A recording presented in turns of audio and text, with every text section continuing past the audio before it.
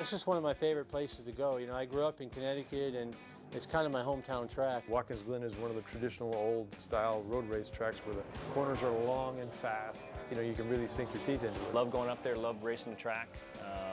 I think a lot of guys enjoy that track more so than probably any other road course. In terms of the corner speed and the top speed, I think you're probably 30 miles an hour faster through the S's at the Glen. It's always a lot of fun, it's always good racing, and I think you can go up there and have a good finish.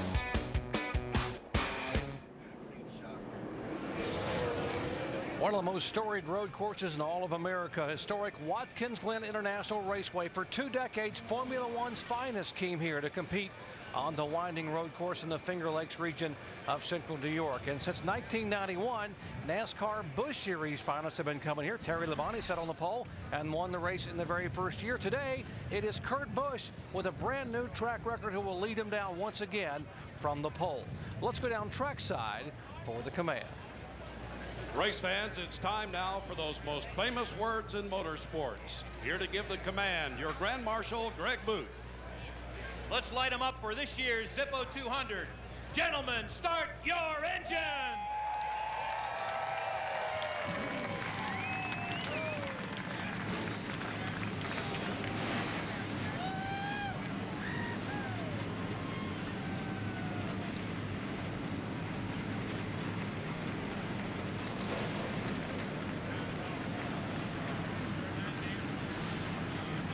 The field has roared to life, and they are poised and ready for 200 miles, 82 laps. When we come back, we will talk with the driver they affectionately call Kangaroo Meat. He's from way down under. Marcus Ambrose, our in-race reporter. We'll chat with him in just a moment.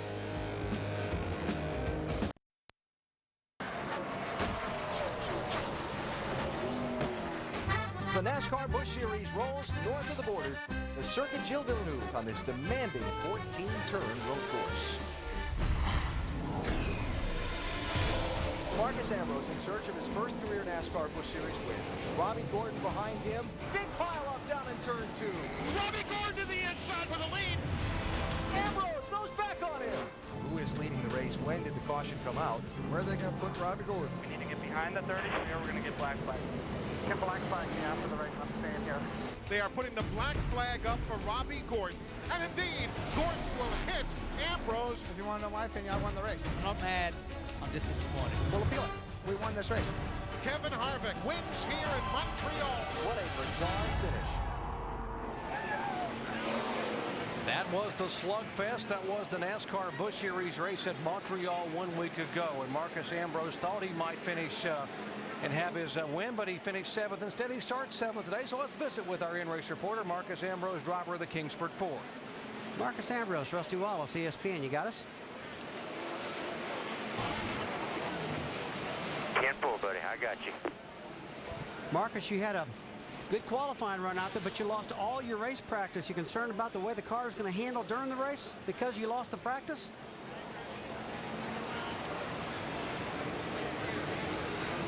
To Montreal, it's a big thumbs up from there, so I'm confident we'll have a good race day. If we keep all the fenders on this thing, it's a straight-up car. There's nothing too special. Stay good for the long haul, too, on these tyres. All right, Marcus, thanks for talking to us. Have a good race. We'll talk to you later. Marcus Ambrose finished 7th last week after that tap on the final lap in Montreal. Thought he was going to be on his way to his first ever NASCAR Busch Series victory. He's our in-race reporter today. Starts back in 7th position.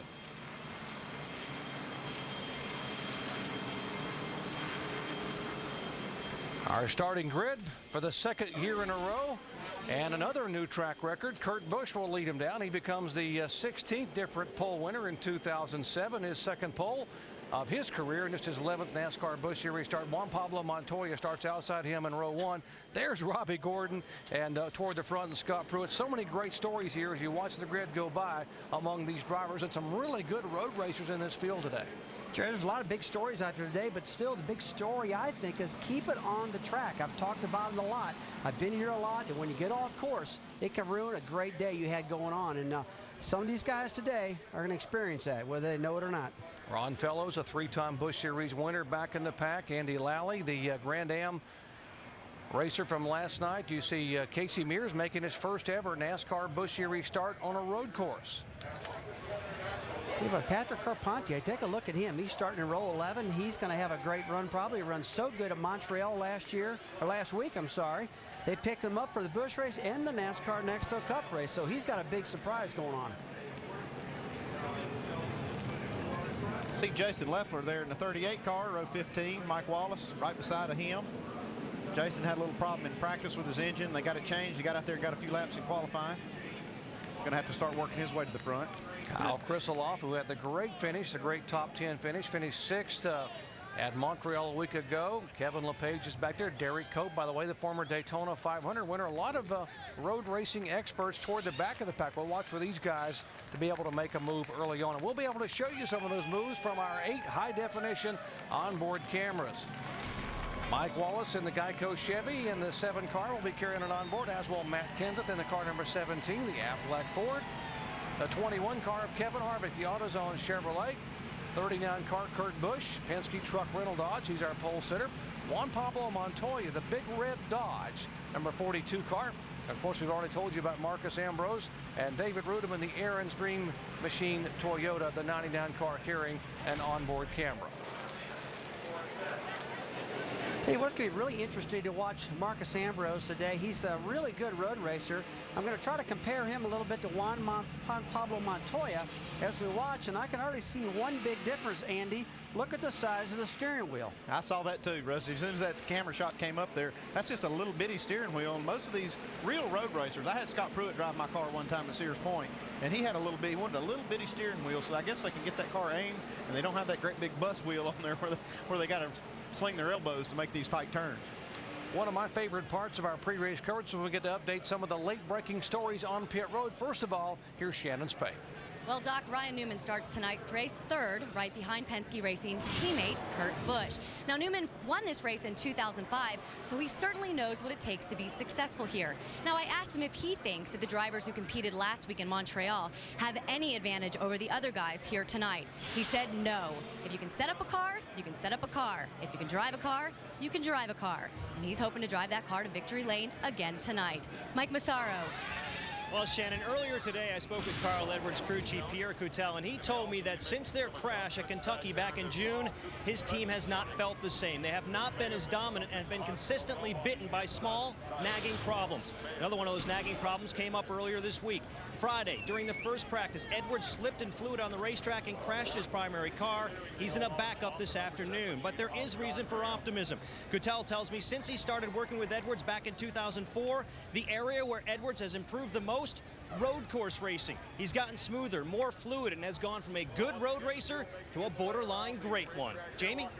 Well, Mike, of the handful of road course ringers here today, Ron Fellows tops the list here at Watkins Glen. At 47 years old, he's had more starts here in a Busch car, 7, 3 of which he went to victory lane. Now, I just asked him before he got in the car about his qualifying effort. He qualified 14th, and he said that definitely wasn't what they were looking for. But he also said, if anybody knows how to get to the front, it's definitely Ron Fellows, driving for Kevin Harvick Incorporated today. Dave? Jamie, Boris said is having another fun weekend here at Watkins Glen. In fact, he gets to race both times, Saturday and Sunday. But his focus today on the Busch Series car. His sponsor, Ingersoll Rand, passing out lots of those said heads, those fake wigs that mimic Boris's afro. Today in that car, he feels pretty good about it. He was talking to his crew just before he got in after driver introductions, and he said, I thought it was great in qualifying. In fact, I'm not sure what I'd tell these guys to make the car any better. The problem was not enough speed. He will start 9th today. Didn't feel like he was as quick as the other racers, but plenty of control and plenty of handling for a guy that knows how to race a road course. Jerry? Thank you, Dave. Boris said one of 18 drivers doing double duty here racing the NASCAR Busch Series cars today. And at 1 o'clock tomorrow, we'll be in a NASCAR Nextel Cup Series car, including both guys on the front row, Kurt Busch and Juan Pablo Montoya.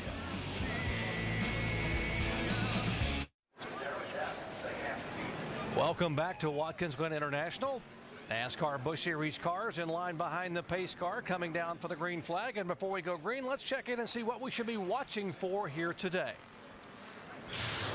Well, on a road course, this fuel mileage and pit strategy is so important, and these guys are going to be really paying attention to it, trying to get every drop of gas they can in these cars and get as many laps as possible out of those gallons of gas. And then gears and brakes. These gears, the transmissions, they got to shift these things, I don't know how many times a lap, and they'll be hammering those things. And the brakes are so important here because they've got these long straightaways they got to get stopped for. And then keeping it on the asphalt and keeping it out of these gravel pits. Because if you get in those gravel pits, sometimes they have to call a tow truck to come get you, and it can cost you more than a lap and kill your day. Tell you what, they're going to shift about 10 times a lap, and the feet on these drivers are going to be completely wore out. You take a look, most drivers are gassing with their right foot and also braking with their left foot. They used to do a lot of stuff called heel-toe shifting. A lot of that's going away right now because these specialized transmissions. Driver just to brake like he's doing right there, gas with the right foot, keep it real simple. No moving the feet all over the place like you used to. And if you see above the driver's right foot, that's a pullback. Just in case the throttle sticks, he can pull that back and unstick the throttle. So we'll show you a lot of that today. Great views from on board with Kevin Harvick. Our race today, we mentioned it is 82 laps, 200 miles on an historic 2.45-mile, 11-turn road course, Watkins Glen International. Glad to have you along for the ride. Front row, new track record for Kurt Busch. Juan Pablo Montoya trying to become the first NASCAR driver to ever win 3 races in a year on 3 different road courses. They come down for the green flag at Watkins Glen.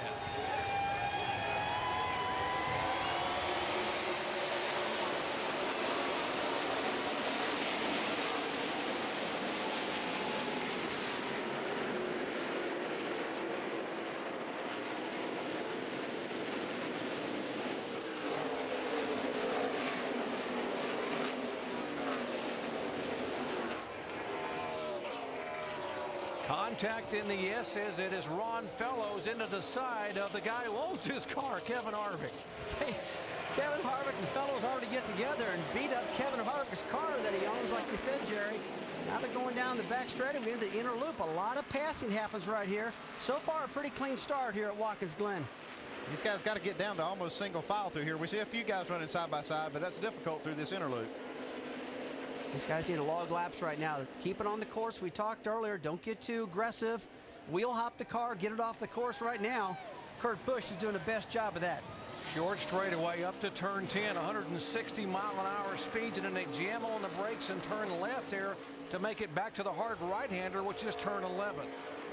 Jerry, turn 10 we're looking at right there. That's one of those corners that just sucks you right in that corner. I nicknamed it the vacuum cleaner turn when I was driving the cars because you would get that corner so fast and you just couldn't slow down. And a lot of drivers will go off there in today's race.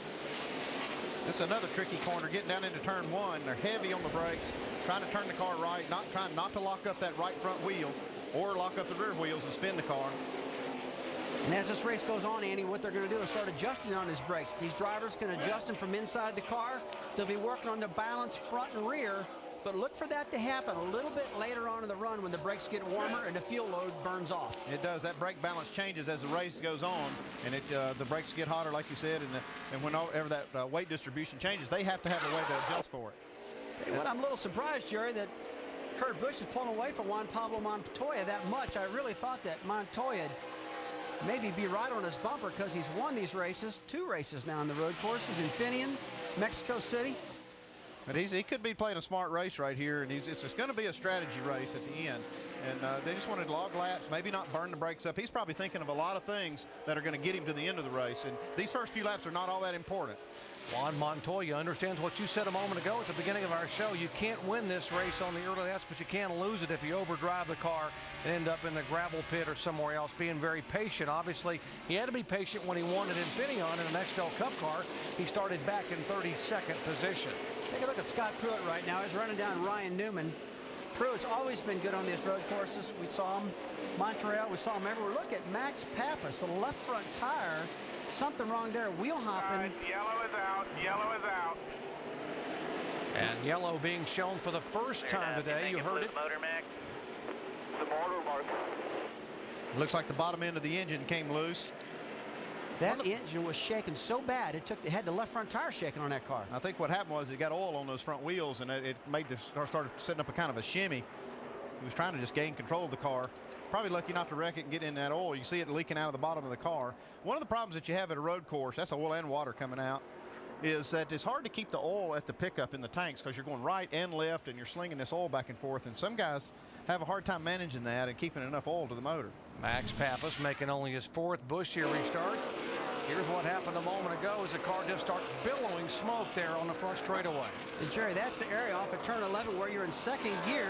You got the motor up to peak RPMs before you bring it into 3rd gear. And it appears before he got it into 3rd gear, at those high RPMs, it blew up. Pappas coming off of an impressive 3rd place finish last week at Montreal in the same NASCAR Busch Series car owned by Jane Finch, but he calls it an early day here at Watkins Glen. You know the day.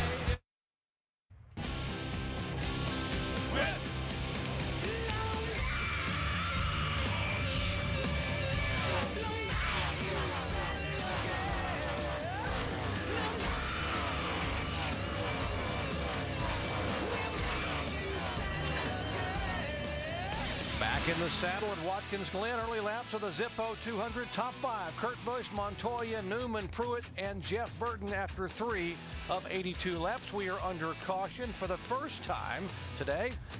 The Max Pappas car number 1 having troubles coming out of turn 11 and apparently erupting an engine, smoke billowing from underneath the back of his car as he had a problem in the bottom end of his Chevy engine.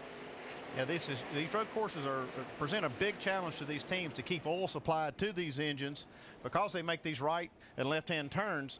And so what we have here, as we go inside of our engine here, we can see if this car or this engine ever loses oil, it'll burn these bearings out of the bottom end of the engine. And then if you once it keeps running without oil, you break the parts in there and it comes flying through the oil pan, and then you see all of that other stuff coming out, and you're done for the day.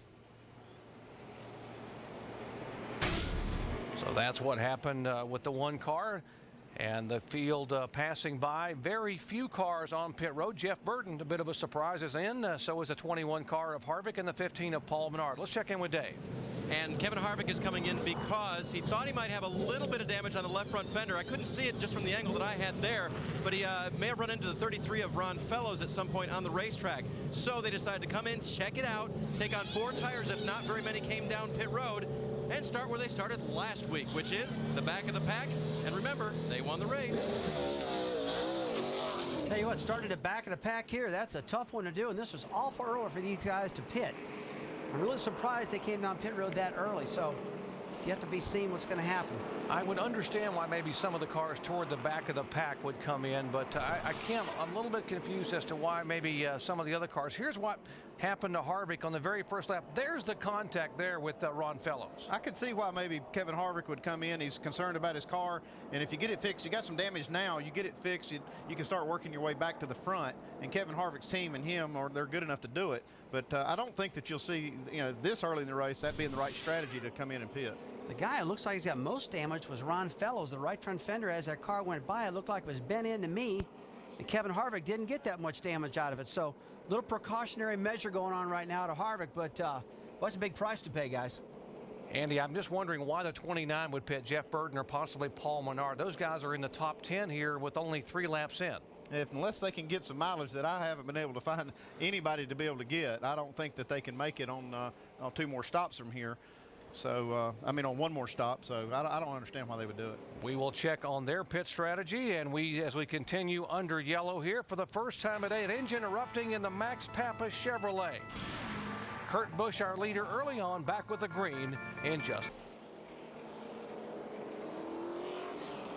We have a huge weekend of racing for you. Of course, following our coverage here, the NASCAR Busch Series later tonight, Indy Racing League action from Kentucky. Scott Dixon, Dario Franchitti, those guys battling for that points title and for a win. And of course, back here tomorrow, 1 o'clock Eastern time, live flag-to-flag coverage of the NASCAR Nextel Cup event. This aerial coverage from high above historic Watkins Glen International, courtesy of our friends at Goodyear, the official tire of NASCAR, helping NASCAR drivers get to the finish line for the past 25 years. The 9 car of Boris Said is an aggressive road racer, but I think he's a little upset because of some of the aggressiveness of some of the other drivers here in the early laps. Let's listen in. That chump, if he touches me, I'll wreck him so hard he'll wish he forget it. He won't even be racing tomorrow. And some of these Cup guys, you can put me down as, oh, Kevin Harvick, pull over. honest with you. He looks like he's definitely upset with Kevin Harvick, that's for sure. Evidently, Harvick and him got together and roughed each other up a little bit. And Boris was upset yesterday. He's more upset today. Dave? Well, and Rusty, Kevin's going to have to work his way by a lot of cars now and potentially take care of those fenders very well. Did you see any damage on the left front there, Shane, when Kevin came down pit road? It was pretty small. You know, I'm pretty sure they gave it a tug and got it out there. And, you know, we're just inside our fuel window, so we figured we'd get it done with. And, you know, there's pros and cons of pitting under caution like that. We would have liked to have done it under green and got out in clean air and just kind of rode and took care of our stuff for a little bit. But, you know, we were inside that number, so we had to do it. Now, Andy Petrie's calculator has been going crazy trying to figure out, you guys are going to make this on one more stop? Yeah, 10-4. Okay, Andy, go back to work up there because Shane says one more. Yeah, I've been working my calculator. These guys are gambling on having some caution laps, and it shows you just how much these guys are willing to gamble on this strategy to try to get up front. And if it pays off and they can only have to make one more pit stop, they're going to wind up front because these other guys are going to have to pit more often, and they're going to be out there. So add to that list the fact that his teammate Jeff Burton came on the pit road, as did the 15 car of Paul Menard, the 35 of Bobby Hamilton, David Gilliland, and others. So about a half a dozen cars have pitted, and they're going to be gambling the same way on fuel strategy. Yeah, and they're not racing for points or anything, so why not? They're just here to win. Let's take a gamble, see what happens. Pace car pulling away from high above turn 11. Kurt Busch will lead him back down to the green flag.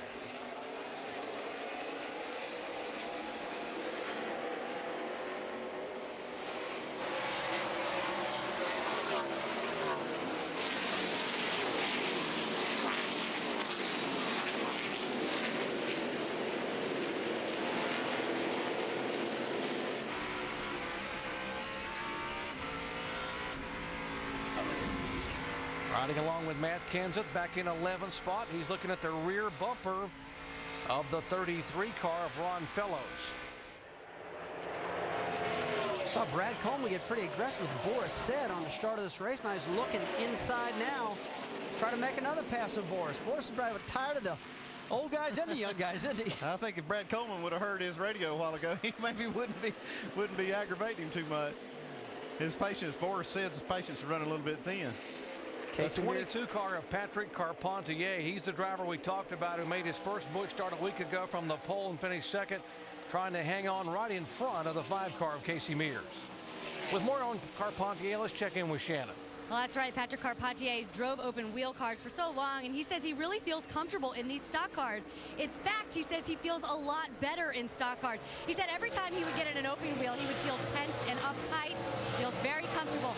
Right now, he says the car is a little tight, and he does have a little bumper damage, the team is telling me, from that accident with Max Pappas. Guys?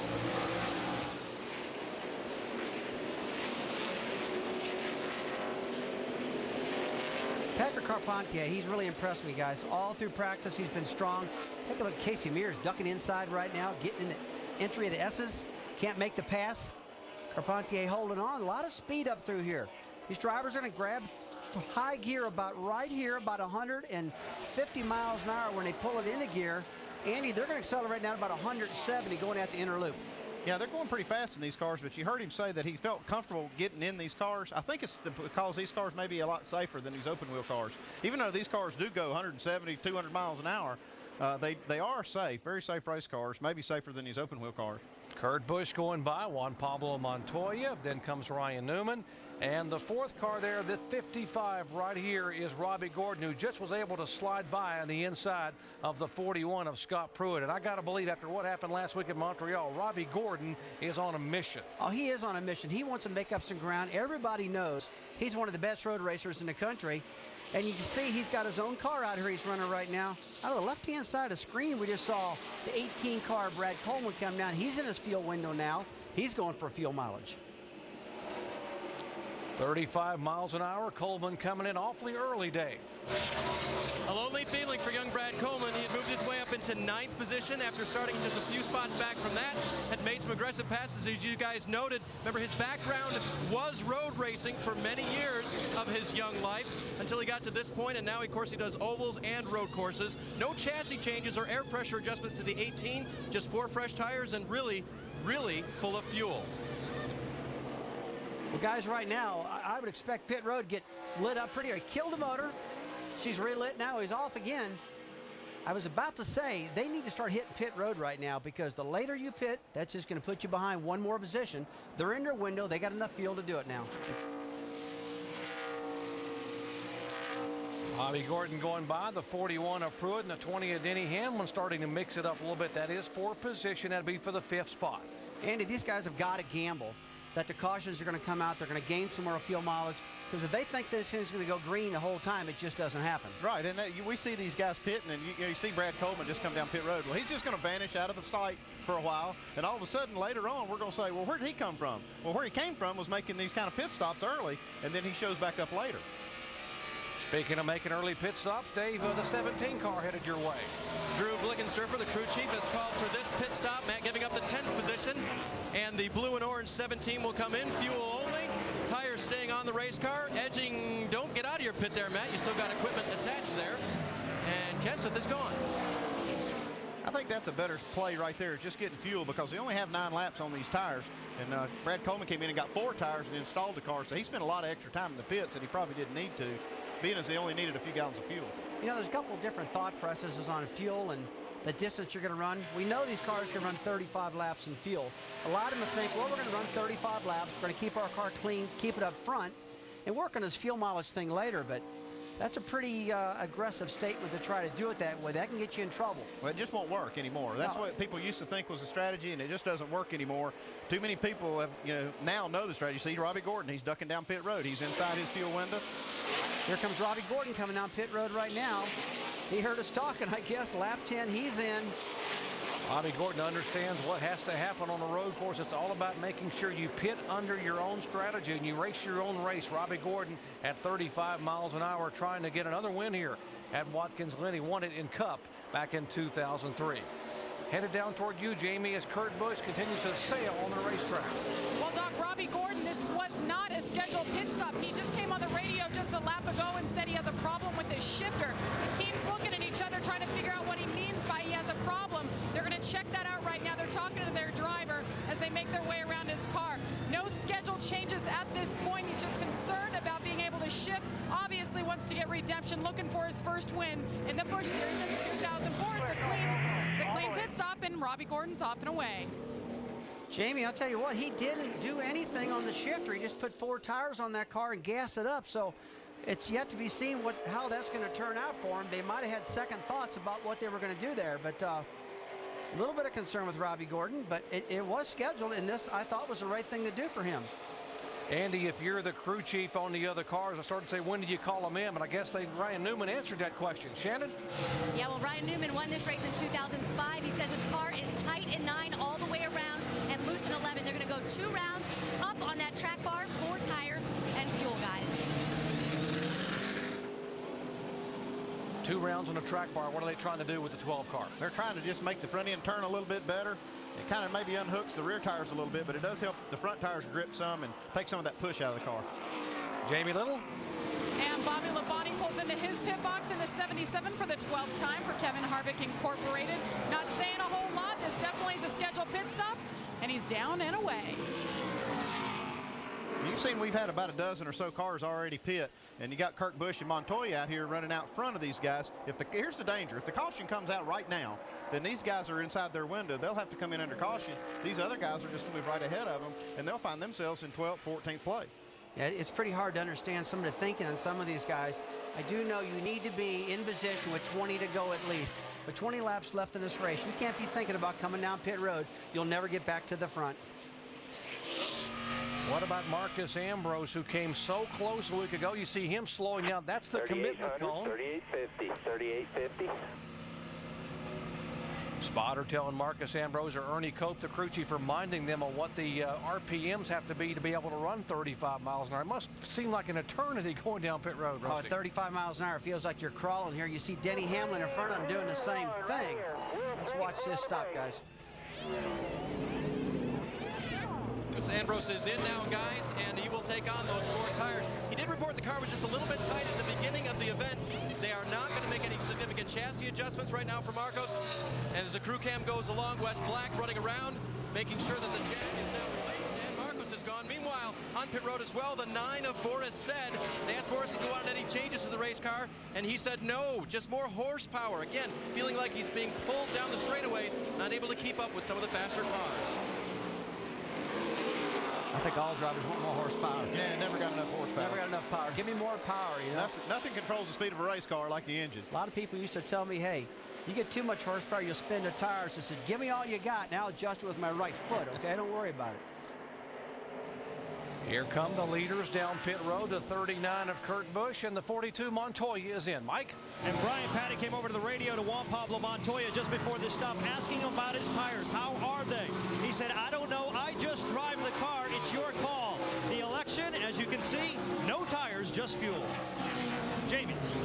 And Kurt Busch in the 39 pulls into his pit box, started on the pole. You see him reaching over to get a water bottle. He started the race without a water bottle. No adjustments intended. And one man goes down. Most of the team members on this team are from the Cup side. Roy McCauley back in action, calling the shots from the pit box. Good to see him back. A little bit slower than anticipated, but Kurt Busch is out and away. Dave. Jamie Stephen Light feeling good about his race car right now. 4 tires, no changes to that car. Just fresh rubber and full of fuel. Little slow on the right front, and now Stephen heads down pit road, 35 miles per hour.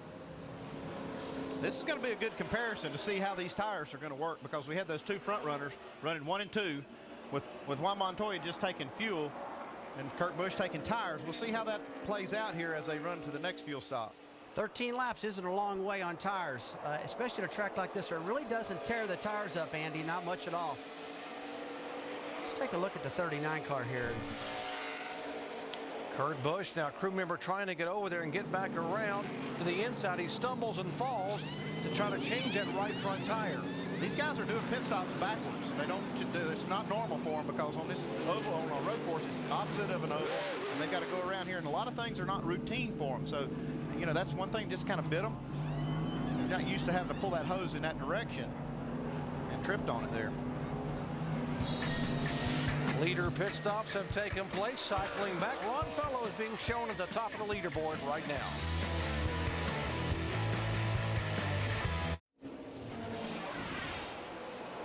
Back in Watkins Glen, New York, Watkins Glen International, the historic raceway. There's the leader, 33 car, Ron Fellows, who has not been on pit road as of yet. And the 37 car, Greg Biffle and Patrick Carpentier. None of those top 3 cars have made a pit stop as of yet. The 20 car has been on and off pit road twice. Why twice? Because they had an issue on their pit stop. See them finishing up on the pit stop right here in the right front tire changer. See him go for a lug nut right there hooked to his helmet. There's got some extra ones sitting there, and it made it look good. Looked to me like he got it on, but evidently the official said that it wasn't on there. Made him come back and put it on. It's pretty cool having a lug nut velcroed to the front of your helmet where you're hitting those lug nuts, and all of a sudden you see one fall off, and you grab up to your nose on your helmet, unvelcro it, stick it right back on the lug nut. That's Yeah, we used to put them in our mouth. I started when we didn't wear helmets, we'd put them in our mouth and have an extra one in there. But you used to have them also hooked to your belt also on a piece of wire, didn't you? It takes too long to get to them there, though. That's old school, You just school, spit right? one out of your mouth, stick it on there. All right. 36, Brent Sherman on and off and back on the racetrack.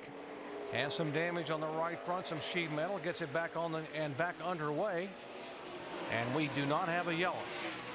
Brent Sherman went off course, and when he did, it actually broke that air dam. It's like missing a tooth on the front of that car. Look at that right front corner. That plastic they used in front of these cars is real brittle. Yeah, that gravel will just chew up the front end of these cars when it goes in there. Went off the course, just coming up toward turn 10 here, just where the gravel pit is. There he is. And look at that. Looks like he's going through a mud hole over there. And it's gravel. He's staining the throttle.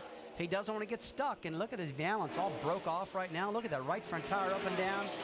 That is horrible on a car. That beats a car up big time. I'll tell you, it is hard on the car, but it is very, very safe. That helps these cars. If they ever go off the track right there with no brakes or have a problem, that gravel really slows the cars down before they get into that guardrail over there.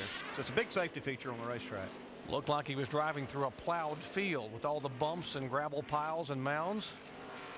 Ron Fellows, a 3-time winner here in the NASCAR Busch Series, veteran road racer, former Trans Am champion, has yet to be on pit road here in the 33 car.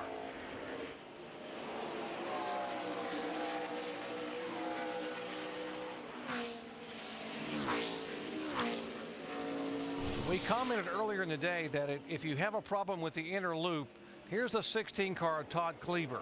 You have to come to a complete stop and then take off again. They have a NASCAR official there that allow you to go on, and you will not be black flagged if you miss making that loop, and that costs you about 4 to 7 seconds. If you were black flagged and had to come on the pit road, it would probably cost you a good 30 seconds. Well, Jerry, with that situation right there, it looks like he lost about 4 to 7 spots also, because as soon as he went off, they run his bumper, and they just start shooting past him like crazy. So it's the rule. You got to come to a stop, and that's the penalty when you drive in too deep.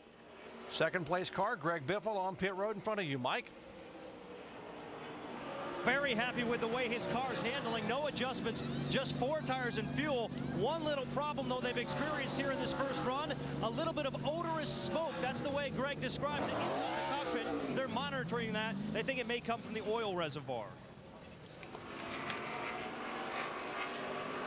And a lot of drivers their nose can tell them what a problem. They can tell them if they have a rear end gear problem, if they have a transmission problem, or if it's an oil issue, just based on the smell in the car.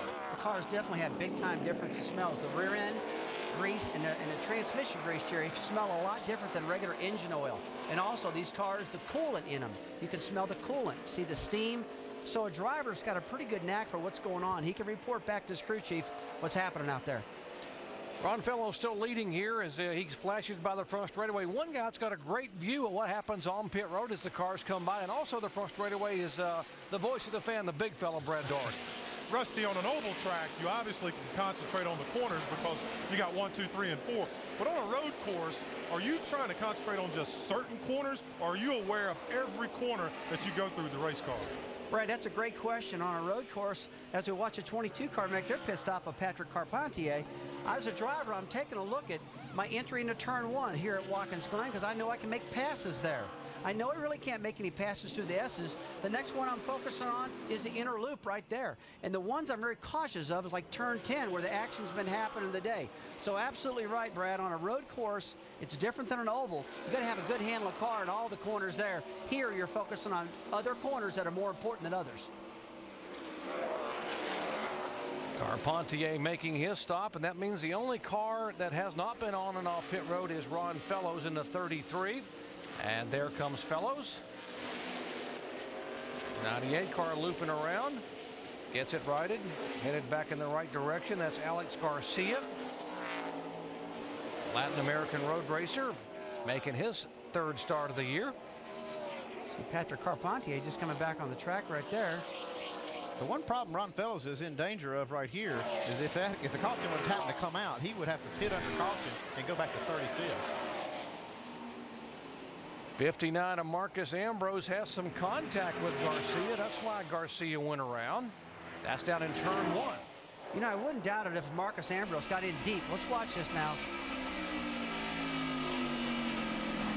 Marcus is in about as deep as he can right now. Can't get out of the throttle because he's carrying so much speed, and he gets in the back of Alex Garcia. That's a racing accident, and you got to blame that one on Marcus for just getting in the corner too deep, guys. Hey, just a little too aggressive getting in the corner there and got into the back of the 98. Marcus Ambrose being shown now back in the 14th position following his first scheduled pit stop of the day, moving his way back toward the top 10. And apparently Ron Fellows has decided he's going to stay out there and try to stretch it out. If the caution comes out, he could be in serious trouble. Ron Fellows, the veteran road racer, our leader here at Watkins Glen.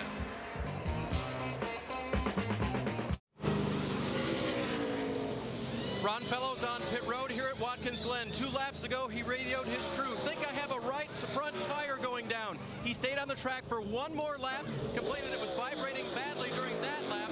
He came in now, changed 4 tires, and they tried to pull some tape off the front of the car, but Alan, I don't think they got that off of the front grille. Fellows finally on pit road. And so that puts Kevin Harvick into the lead after the round of pit stops is finally completed. Yeah, I've been watching this Ron Fellows crew and trying to think about what they're doing. We've been talking a lot about their strategy. And Andy, I want to throw this up your way. How do you win the race if you do the same strategy everybody else does? You don't. So what if Fellows' crew was trying to run the full fuel load there, then short pit the second time?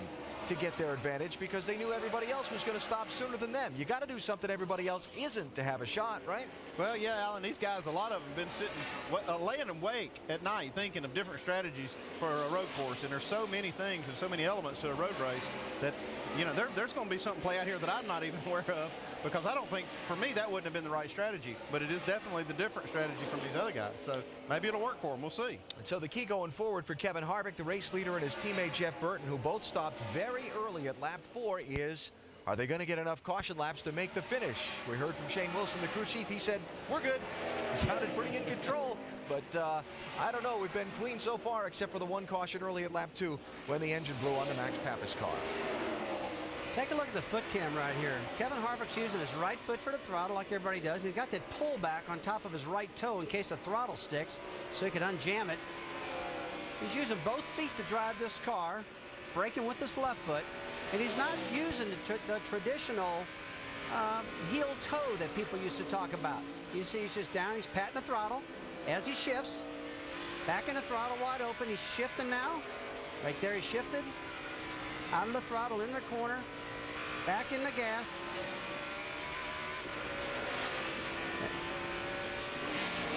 And you notice no clutch usage at all here. These guys do not need to be able to use a clutch at all with this transmission. These transmissions are so bulletproof, and they've got these dogs in them where they don't have a standard type synchronizer where when they shift these things, it just jams right into gear. It falls right in there, and these guys can just pop that throttle, hit that gear, and keep going.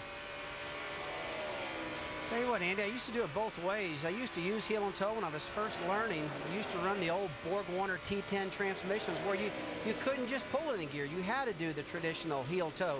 That's how all these drivers have been taught. But the innovation of these new transmissions have made it so you can shift these cars so much faster, and they're so bulletproof. You know, it's just a fun way to shift it. And you can actually maneuver the car a lot like that. You can throw the car back and forth and really maneuver the car and make it handle different by the way you shift it. Yeah, I love watching this shot. This is my favorite shot of these in-cars because you can learn so much about the style of driving these guys have. I wish I could have had that for Earnhardt when I was his crew chief so I could figure out what he was doing. It would have helped me tune the car and do things that would help him. You were typically, Rusty, a right foot braker. So, I mean, would you, if you were still driving today, would you consider with the new transmissions, et cetera, trying to become more of a left foot braker and not do as much heel and toe? No, actually, Jerry, believe it or not, I would say a long time ago I was a right foot braker, but my whole NASCAR Next to Cup career was a left foot braker. That's the way I was taught to do it for speed.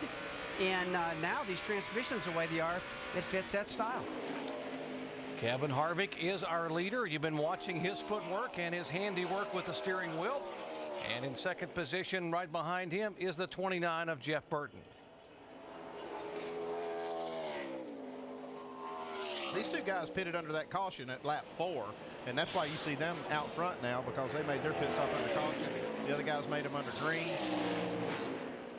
And Paul Menard was also on pit road under that caution. So these guys have wound up front now, and this strategy is going to pay off big for them if they can make it on one more pit stop.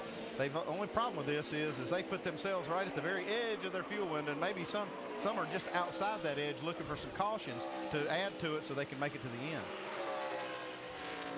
But hey, they're here to gamble to win, and now you see Juan Montoya catching these guys after making his green flag pit stop. That just shows you how fast this car is. Juan Pablo Montoya has won in Mexico City. He has won at Infineon. It used to be called Sears Point Raceway. But what about winning an historic Watkins Glen International Raceway? Winning at the Glen would be huge because people say it'll make history in NASCAR because they only drive 3 road courses in a year. But, you know, I'm more focused about just getting the job done than the history. I think I've always been that way. It'd be great if we win, but I don't think it'd be great if we win here because it will make history. It's because it would be cool to win again. The history he's talking about would become the first NASCAR driver to win 3 road course races on 3 distinctly different tracks in NASCAR's major series in the same year. Mike? And Doc, there's another reason why a victory this weekend would be special for Juan Pablo Montoya and this team, because basically after this weekend, that team, the 42 Busch team, will essentially shut down, or at least get away from competitive racing. The 42 team is going to be given new roles. I've been told this morning those guys, most of them anyway, will become a test team, a team dedicated to testing car of tomorrow stuff for Team Ganassi Sabates. And you know, a lot of these guys in this team would love to walk away with a victory this afternoon. Looks like they got a car good enough to do it. We're looking at lap times here. Juan Pablo Montoya is running the fastest laps on the racetrack, and he's running these guys down quick. Just over a year ago, he decided to come back from Formula One to NASCAR and drive for Ganassi Felix Sabates, a 38 car. Jason Leffler just spinning. Flat's not too bad here. See if you can deal with it. Got a cone, but there is no full course yellow. Just spun and got back underway. Leffler in the Toyota. And will lose about a half a dozen spots, and now is being passed by David Reagan and the 47 car of Andy Lally.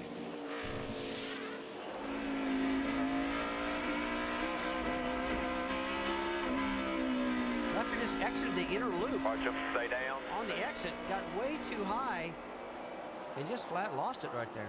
So easy to overdrive a car at a road course, isn't it, Rusty? Oh, it's really easy to overdrive it. When you hit the ripple strips, Andy, it kicks the tires up in front of the car. Now, in that particular instance, he was making a right-hand turn, got the right front corner up in the air, de-wedged the car, and spun out.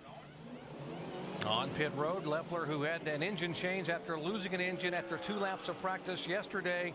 Shannon, he comes in for 4 fresh tires. That's right, Doc. 4 tires and fuel for Jason Leffler. He made history a couple weeks ago when he earned Toyota their first win in a stock car. He was actually looking forward to getting here today, running back-to-back road races. Right now, just struggling a little, guys.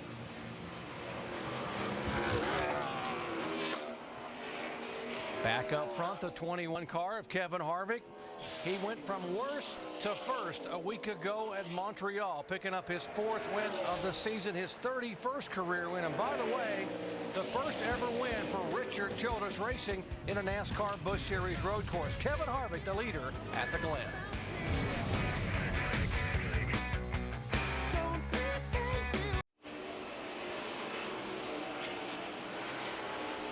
Don't forget, we have NASCAR Nextel Cup Series action tomorrow. Here we are flag to flag beginning at 1 o'clock Eastern time. Kevin Harvick won it a year ago. Tony Stewart has won 3 of the last 5. And don't leave out Juan Pablo Montoya, who won the only other road race for NASCAR Nextel Cup this year at Infineon Raceway back in June. His very first Cup win. Action begins at 1 o'clock Eastern time. Kevin Harvick is our leader, who pitted on lap 4, trying to play a little bit of fuel strategy, and the second place car has some damage, guys. Yeah, the 29 car, Jeff Burton, has got the left front fender really tore up in that car, trying to get around a car. It looks like it was the, we're still trying to get a good idea who it was he got into, but it really can open that left front fender, but it doesn't seem to be hurting the performance of the car. Now, it looks stable, too. It kind of looks bad. It's pulled out there, but it's not flapping. Doesn't look like it's rubbing. Doesn't look like a real problem other than just cosmetics. But just not like Jeff Burton to be rubbing on anybody. I'm kind of wondering how that happened.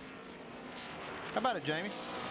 Well, what they're hearing right now, the crew is trying to figure it out like we are, but they believe Jeff Burton came over the radio and said it was a lapped car, and they're thinking it could have been David Rudiman in the 99. He said whoever it was shouldn't have been driving like that if they were a lap down. So the team watching now, pulling out the baseball bat. They're anticipating on the next stop. Of course, they're going to go to work and try to repair that damage.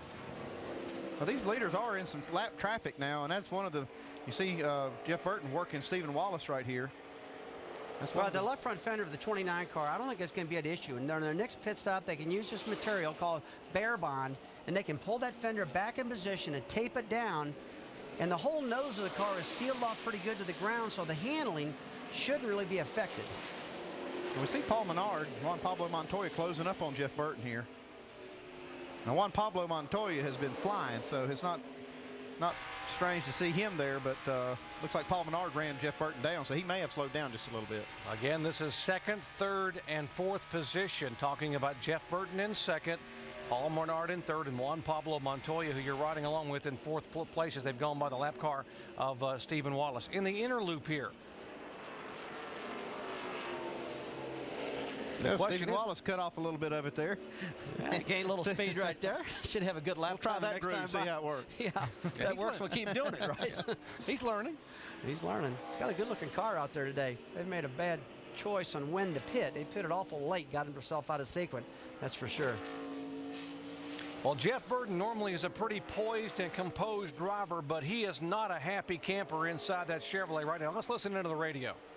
The hell is wrong with that idiot? He's a freaking lap down. Clear, all clear. He was fighting with the 66 for the lucky dog, but you're right on the idiot part without a doubt. Good job. God, how much room are you going to give a guy? I guess I'm stupid for going in there with him, but you would think when you're beside a guy, he'd give you the spot. Don't sweat it, bud. Don't sweat it. We'll be fine. I tell you what, when you're out there running and you're in the lead lap, you think that everybody else that's a lap down is an idiot. That's for sure. Well, I'll tell you one thing Schrader said one time. He says, I was the idiot for getting out on the same racetrack with him. Oh, I used to do that at the same time. I'd be out there leading the race or running the top 5 or whatever, get around a lap car, and my gosh, you get so mad. But, you know, those guys they got their own race going, too, and they're trying to get their laps back. David Rudiman was. That's the driver he's talking about, the 29 car of Burton. And frustration just said, they'll calm down. Jamie, got more? Well, you guys are talking about Jeff Burton. He usually doesn't get fired up like that, but his crew chief, Pat Smith, cool as a cucumber, telling his driver it's all right, just stay calm, your lap times are good. Now, you guys talked about what they're going to do on that next stop. They're going to use this bare bond tape. This is what it looks like. It comes in sheets like this, and they'll basically just tear it off, and it's sticky right here, and they'll stick it over that part that's damaged on the left front of the car. But first, they're going to take a baseball bat, just like you play at home, Little League, and they'll beat that down, and then they'll put the bare bond tape on there. So that's a great thing about racing in NASCAR. They can beat and bang, put some bare bond tape, and they get right back out on the track. No harm, no foul. Right, Rusty? Andy, what about that? You can sculpt a car with a baseball bat and use bare bond. Bare bond has got to be the most incredible material, guys. You can take that stuff, and it sticks to almost anything. It'll stick to, a car that's got a lot of oil on and stuff because it's so wide and so tacky, and it's a great piece to use to fix a car, don't you think, Andy? We do all this stuff in the wind tunnel trying to tweak these cars, and then you take these ball bats to fix them during the race. Now, you can't see any damage physically on the 99 car, but let's listen in to when this actually happened.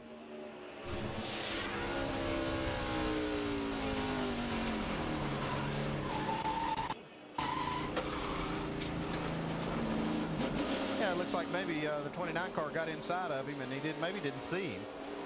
You know, the good thing about, if there's anything that comes good out of this with David Rudiman here getting turned a little bit, is that if it wasn't a veteran like Jeff Burton, he'd have probably got turned completely around.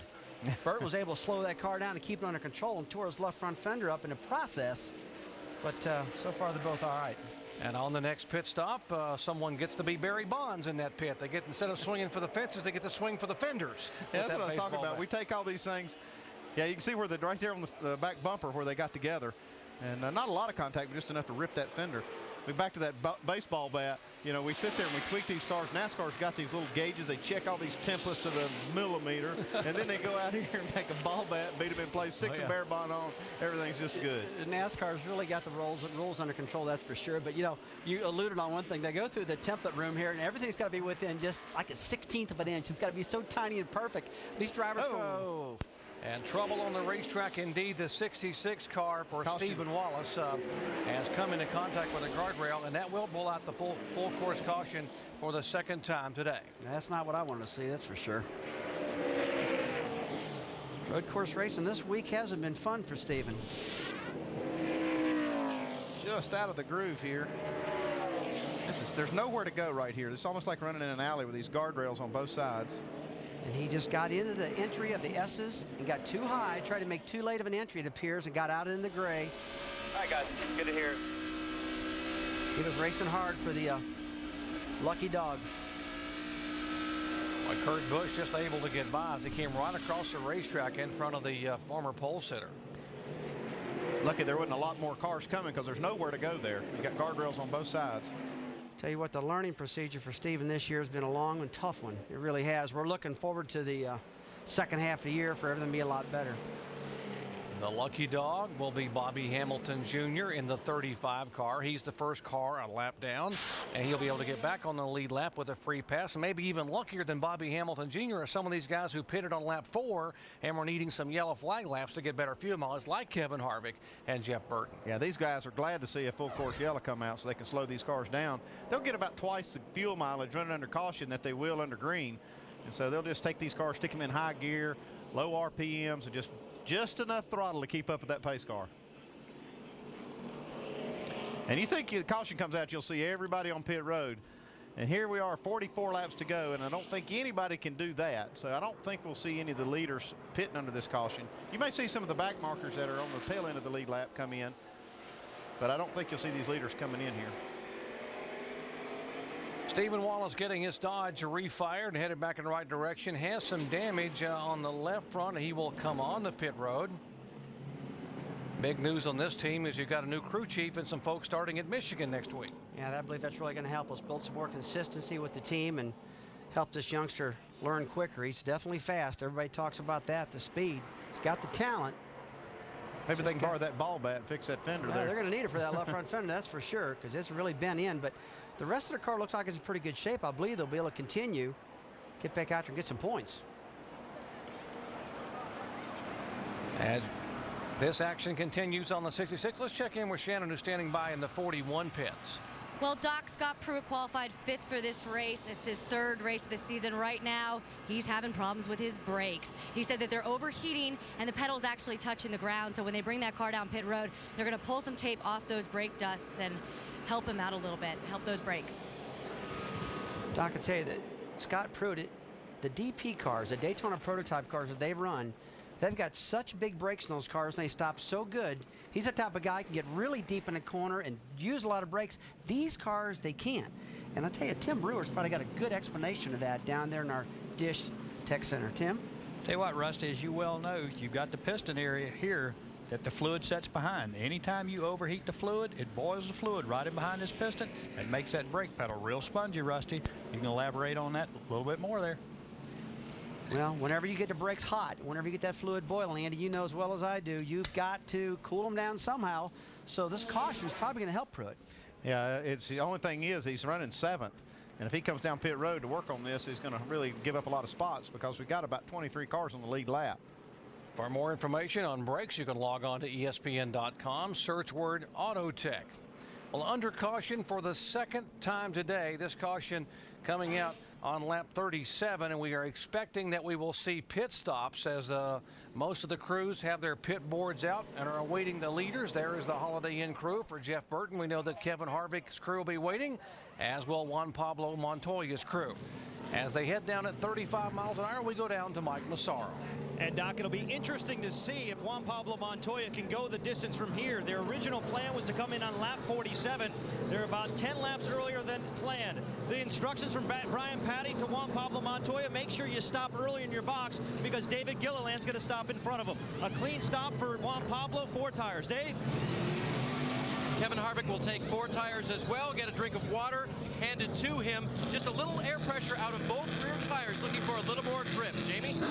And Jeff Burton in his pit box, his crew working on that left front fender. The damage is actually a little more extensive than our cameras can show. They're going to do 4 tires. Jeff came over the radio and said that the car actually got better as they went on. It got a little tight, though, because of that fender damage. They put some tape on there, and he's in and out. Guys?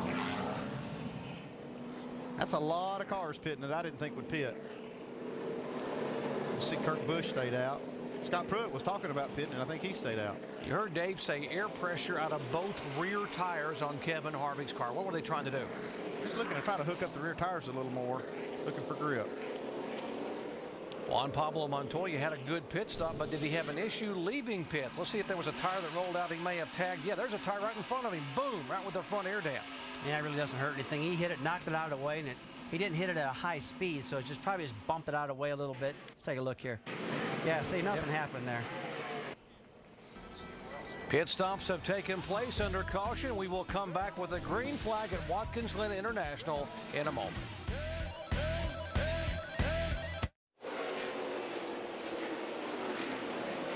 Welcome back to Watkins Glen. The green flag just waving, and it's a wave to go by. We have the 27 car of Jorge Getters, who has come into contact with the guardrail.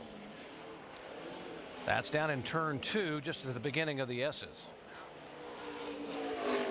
There is no full course caution. Remember, on road courses, it can be a local yellow, so he's got to get it righted and headed in the right direction. Here's what happened on the restart just a few seconds ago.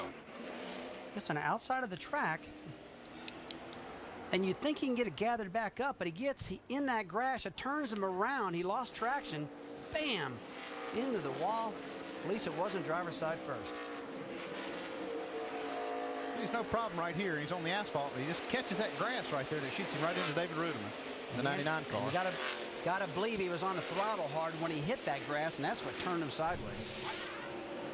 Car number 41 did not pit a moment ago, but Scott Pruitt is now on pit road. Shannon. Well, Scott Pruitt says the car is too tight through the middle and throughout the turn. Brad Parrott looking on. They're going to take 4 tires and fuel. Brad Parrott just told me that after this pit stop, they can make it all the way on fuel. That's a long way to go on fuel. 41 laps, Andy. You've been figuring that up, and that's not adding up. I have been burning my calculator, and those other guys pitted with about 44 laps to go, and they're going to have about probably 8 caution laps to be able to finish. So they're gambling on this thing, having a lot of cautions like it traditionally does at the end of the race. If they have them, they'll be fine. But if they don't, you're going to see a lot of guys running out of gas. Well, they are burning the calculators in the Kurt Busch pits as well. Now, when this caution came out a moment ago on lap 37, everyone was thinking about coming on the pit road and making what they thought would be the final pit stop. Kurt Busch was among those cars that was thinking of making a pit stop, but obviously they had a change of heart. Let's listen in. Stay out, stay out. There's going to be some guys that pit, but we cannot make it from here. We cannot make it from here. Stay out. There's going to be some guys ahead of you that take the gamble. 10-4? Yeah, I got to make it shorter and sweeter. You said some guys are going to pit, we're going to stay out. Well, Kurt Busch couldn't make it, and they couldn't make it on that with that many laps, so they're just going to have to stay out there till they can, and I expect to see them here in a few laps on pit road. For more information on radio communications, log on to ESPN.com, search word communications. The 41 car decided to wait a couple laps with this next caution and make this next spin and make a pit stop. And here's the bad news for Scott Pruitt. He was too fast leaving pit road. He's going to have a pass-through penalty. That's really going to hurt him here, and they can't put any fuel in if they're going to make a pass-through, so they can't get any insurance either. This is going to do is hurt them, lose track position. Now, Brad Parrott had him in a position to maybe win the race with this strategy, but now the driver knows that, hey, he's made a mistake himself. Pruitt is on pit road. Here is the leader, Kurt Busch, as you saw a moment ago, who opted not to pit. He is coming through turn 10 and down to turn 11. You'll see him the right side of your screen. There he comes now, while Scott Pruitt can do nothing but motor along at 35 miles an hour. Man, look who's in second place, Marcus Ambrose. This guy we talked about, he shined last week in Montreal. A lot of controversy with Robbie Gordon. Got that number 59 Matchlight car right where he wants it right now.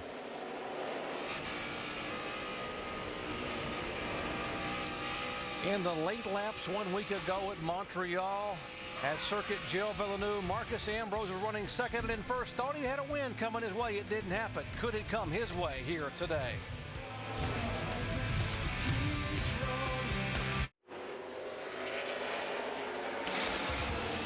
Back at the Zippo 200 at the Glen, the NASCAR Busch Series, their once-a-year visit to the Watkins Glen International Road Course just past the midway point of the race, and Kurt Busch is out in front. Our aerial coverage today brought to you by Goodyear, the official tire of NASCAR, helping NASCAR drivers get to the finish line for the past 25 years. So Kurt Busch is the leader, and he is one of a group of a half-dozen cars that did not pit under the last caution. A couple of them have been stopped since, but we got some different strategies going on, including Marcus Ambrose pitting here. It looks to me, Brad, like, well, we'll get back to that in a second. Let's cover the Marcus Ambrose pit stop. He is headed all the way down the pit lane. And Alan, the strategy, of course, is that this is the opening of their pit window. They believe that with some caution laps and Marco's doing a job of saving some fuel himself with that right foot, they can make it to the end. They are going to make a chassis adjustment. Car just a little not to his liking, but all the way around the car, all 4 corners. And by golly, pack that fuel cell full of fuel. Mike. And Casey Mears Mears making his first career start in the NASCAR Busch Series road course race. It's gone pretty well. Car very satisfying to him right now. Not calling for any major changes. 4 tires and fuel for Casey Mears. And that's what it's expected on that car. And let's go back to Alan. All right, Mike, thanks. Looks like the 2 fastest cars on the racetrack are on opposite pit strategies. Yeah, absolutely. Kurt Busch is still out leading, has not pitted. Montoya, who is extremely fast, has pitted. And you can see my little pad here is worn out from all of my ciphering, trying to figure out who's going to be where. I think Montoya has the upper hand. Hearing the radio from Kurt Busch's team, and Montoya is coming in now, trying to get the jump on Kurt Busch's crowd. Little twist in strategy there. Brian Patty making a call, Mike. And Alan, just moments before this pit stop, I spoke with Brian Patty to ask him how short they were on fuel. He just indicated by holding 2 fingers real close to show how close they were. A splash of fuel for Juan Pablo Montoya, and he's away.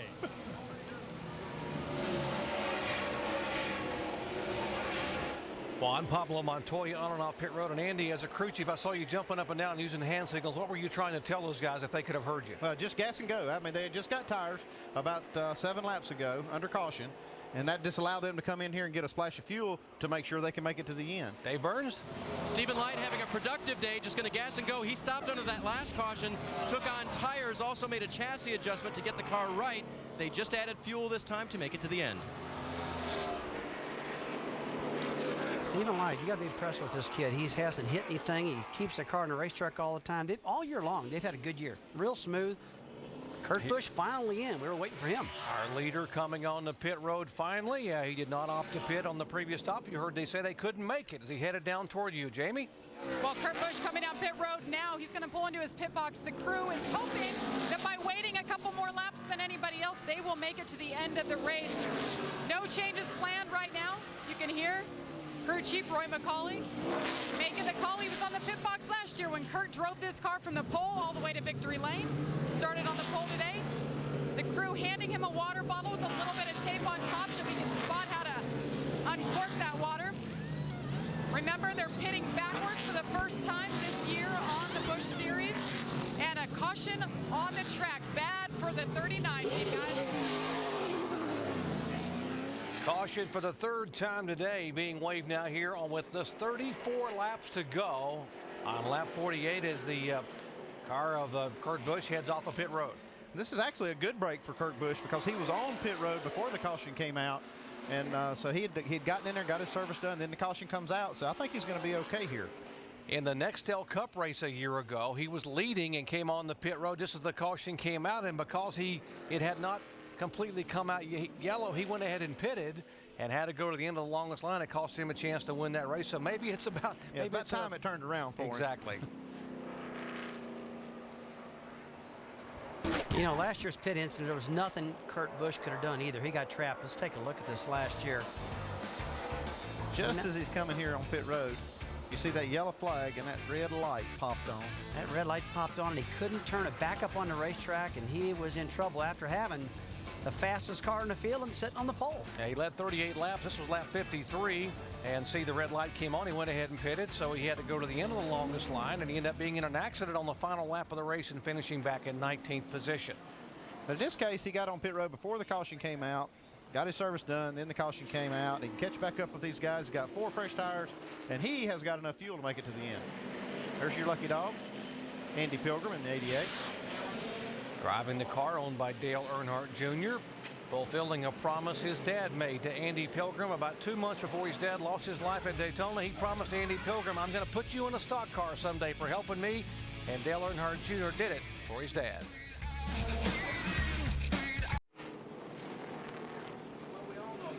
Welcome back to Watkins Glen under caution for the 3rd time today. Coming out on lap 48, debris down between turns 1 and 2, some hose clamps and a couple of cars coming together. And some debris came out on the racetrack, bringing the yellow out. Let's go down to Shannon on pit road. Patrick Carpentier making his 2nd career Busch Series start. He says the balance is pretty good, just the way he likes it. They're just going to make a slight adjustment. 4 tires and fuel. They just did tell him when he pulled in that pit box to make sure that he just watches out for the number 12 car who's going to be coming in for fuel only in front of him. He is still a rookie in this series. Mike. Greg Biffle relinquishes the lead, comes down pit road, complaining the car was real loose. Make air pressure adjustments on all 4 tires, going up a pound and putting in a half round of wedge in the left rear. Thanks, Mike and Shannon. Fuel only in the 12 car. Brian Newman coming down. A lot of these guys coming down to get a little insurance fuel. Yeah, the one car I saw that didn't pit was Kevin Harvick. He's going to have to go about 43 laps to make it to the end. So he's kind of played his strategy out right here. You got Paul Menard right behind him in second place. These guys are trying to save a lot of fuel here as much as they can. Counting on some more caution laps to be able to do it. By your calculations, they were going to have to push their mileage to close to 5 miles per gallon. It's got to be, but I guess under the caution, you're going to get that. Oh, you get great mileage right here. You can see they're going real slow, low RPMs. They're getting probably 10 miles to the gallon right here or more. And so more laps they can do this, the more fuel they can save. A lot of these teams that go back and look at the history of how these races unfolded and how many cautions they had and when did the cautions come, and they actually gambled, Jerry, on some fuel mileage things by doing that. While we are under yellow, let's check in with our in-race reporter in the 59, Marcus Ambrose, is being shown back in 14th spot. Marcus Ambrose, Rusty Wallace, ESPN, you got us? Hey, Rusty, how you doing? Doing good, buddy. You're having a great race out there today. What's the car feeling like? It looks good from up here. Is it driving good?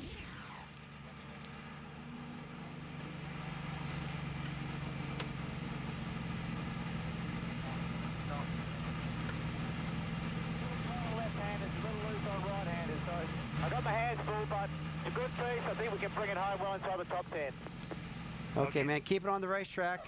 Thanks for talking to us. Thanks, guys. See the end. Hey, Ernie Cope, it's Andy Petrie. You got a copy? Yeah, I got you, Andy. Hey, man, it's kind of hard to keep up with all these strategies on pit road. For us up here, it's hard to keep up with. I know it is down there. You guys have enough fuel, it looks like, maybe to make it. But what about some of these other guys? What are you guys counting on here? Yeah, we couldn't. We stretched our fuel as far as we could. There's no way we can stop when them other guys did. But we just ran our race backwards, doing our own race, and see how it shakes out. 10-4, Ernie. You guys have a good race. Thanks for talking to us. Yeah, thank you very much. Ernie Cope calling the shots for this guy. Marcus Ambrose, 2 road course titles in Australia in a supercar V8. Went to Formula One test tracks in Europe where he outran Jenson Button and some other Formula One drivers in some of the early tests. They thought he was a little too old to be a Formula One driver, so he decided to come NASCAR racing and is certainly proving his mettle as an accomplished driver both on the road courses and the oval tracks. Well, he's impressive here, that's for sure. Too old to be an F1 driver, huh? I think when you're 25, you're too old to be an F1 driver. He's just a little over 25. Well, if you're an F1 driver, you'll be really short and really skinny, don't you? Maybe that's what the deal is. Marcus is a pretty tough guy. Maybe he was just too big a guy. You know, as good a road course racer as he is, his best finish of the year was 6th at Dover, Delaware on a very difficult 1-mile oval. Let's see if he can possibly pull off that win here today. Pit stops have taken place. Kevin Harvick did not come on the pit road. The big question is, will they have enough fuel to make it all the way? They're really going to have to gamble and conserve some fuel, and the caution laps help the 21 car quite a bit. Pace car will pull away. Kevin Harvick, Paul Menard, Matt Kenseth, Bobby Labonte, and Brad Coleman, the 19-year-old, showing in 5th position as they head back to the green flag.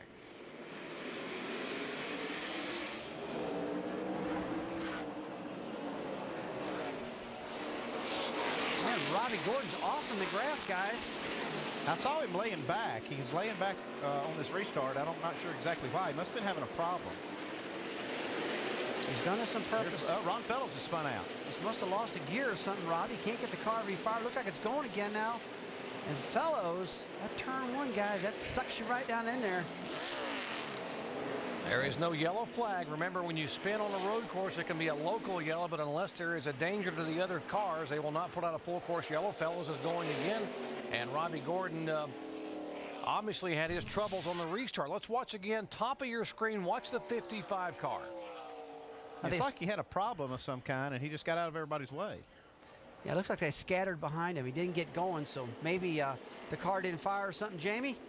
Well, remember, guys, early in the race, just in the first few laps, Robbie Gordon came on the radio and said he was having a problem with his shifter. He couldn't downshift. Well, there, he completely lost it. Lost all gears. Car is done, and we will try to catch up to him as soon as he gets out. And you see Ron Fellows right there getting spun around going into turn number 1. The crew would have loved to hear an explanation from Ron, but they've been having radio troubles all day long. Here's the explanation. 3 wide going into that corner is not going to work, and Fellows takes the worst of that. He was communicating to them by hand signals. Wow, big tap right there. Fellows goes around, but it's been a long day for him not being able to talk to his crew. From Marcus Ambrose onboard camera, you see the contact. It was Burton, Montoya, and Fellows happened to be the one on the outside and had nowhere to go. Guys, the car to take a look at is Juan Pablo Montoya. They got him on the right front corner, got him on the left front corner. I think both his fenders are crashed in because of that incident. Most of this kind of started because of Robbie Gordon. It kind of jammed everybody up, and then that turn 1 funnels down, and you got to get to at least 2 wide. You can't go through there 3 wide, and looked like Ron Fellows is the one that had to pay the price.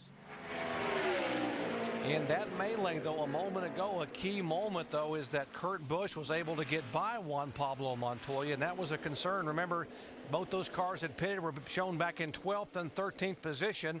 Harvick is the leader, Paul Menard in second, then comes the 17th of Kenseth and Bobby Labonte. Coleman is there, and then comes Kurt Busch, the 39 car, who was able to make the pass by Montoya and Jeff Burton. He's all the way up 6th place here. He got by a couple of cars on that deal, and he's got a fast race car, and he's going for more here underneath Brad Coleman. Car's been really good under braking. He can get down into turn 1 really deep, make the pass. He's especially good going down the back straightaway before he gets in the inner loop also. So 12th up to 6th and still going. Now he's up to 5th place. Kurt Busch is on a roll, guys. He caught a break onto that caution. You know, you see guys on pit road and a caution come out at an oval. When that happens to you, you think you'd be in big trouble because you'd be a lap down. You make a pit stop on an oval, 9 times out of 10 you go a lap down while you're in there. With this road course being so long and lap times taken as long as they do, that you don't go down a lap when you pit. So that's why he was okay. Watch Kurt Busch now go to work on the 77 car of Bobby Labonte, former Busch Series champion, trying to hold on to the 4th position. Turn 10, they're approaching Jerry right now. This is an area where a lot of drivers try to pass, get in here on the bottom, and they wheel hop and get out in that gravel trap. It's a corner that'll really fool you. And a lot of guys have ended up out there because of trying to pass in that position. Now, if he can get up under the 77 with an acceleration, he'll duck out and try to make that pass getting into turn 1. There he goes. Busch trying to outbrake him in turn 1. Rusty, you made the call. Can he hang on the inside? Well, he's got the preferred line right now, especially going on the entry of the S's right on the bottom. And now Jeff Burton does the same thing. You can see a little bit of smoke coming out of Kurt Busch's car. So he had those brakes just about locked up. He was getting all the good out of them getting into turn 1. But he makes it count. And that's where you make these passes on the road courses, on those braking zones. Now, generally, if you come off of turn 11 right on somebody's bumper, you can dart down in and try to make the pass. And that's what Kurt Busch did. That was an absolutely textbook pass right there. And if you take a look back in the screen here, guys, 18 car of Brad Coleman, he just did the same thing with Bobby Labonte coming at the inner loop and past them doing that same thing. The 33 car of Ron Fellows, one of the victims on that restart a moment ago. Fellows, one of the early leaders, was in the sandwich on the outside and his car spun. Dave? And Jerry, we talk about communication problems with their radio, but communication is still very important. So Dan Stillman, the crew chief, didn't know if Ron would want to pit right after that spin. He said, guys, get ready, but don't get up on the wall. Stay off the wall, because remember, they're having communication trouble. The next time Ron goes by, if he stays out, we don't want you up on the wall telling him we want you to pit. We want Ron to make the decision. So even when you don't have radio communication, you find ways to send signals to your driver. That is a great point, Dave. Nonverbal cues are critical between drivers and crews. At 25 of David Gilliland spins around, gets it refired. Yeah, and that explains, I was talking about this strategy, that explains some of the things that were happening early in the race when Ron Fellows stayed out, many laps past some of the other guys.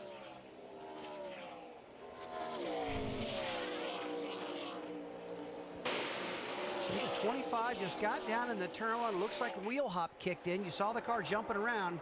And thank goodness, this area these guys were spinning in never used to be paved. It used to be grass, gravel traps. Everybody used to get stuck.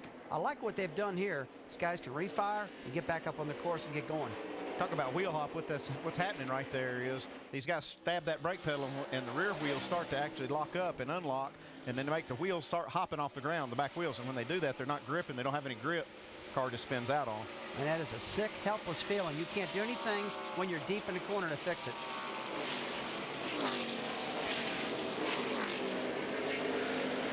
"26 laps to go, and Kevin Harvick is trying to hold on to the front here, but obviously Kurt Busch and Jeff Burton are in a hot pursuit.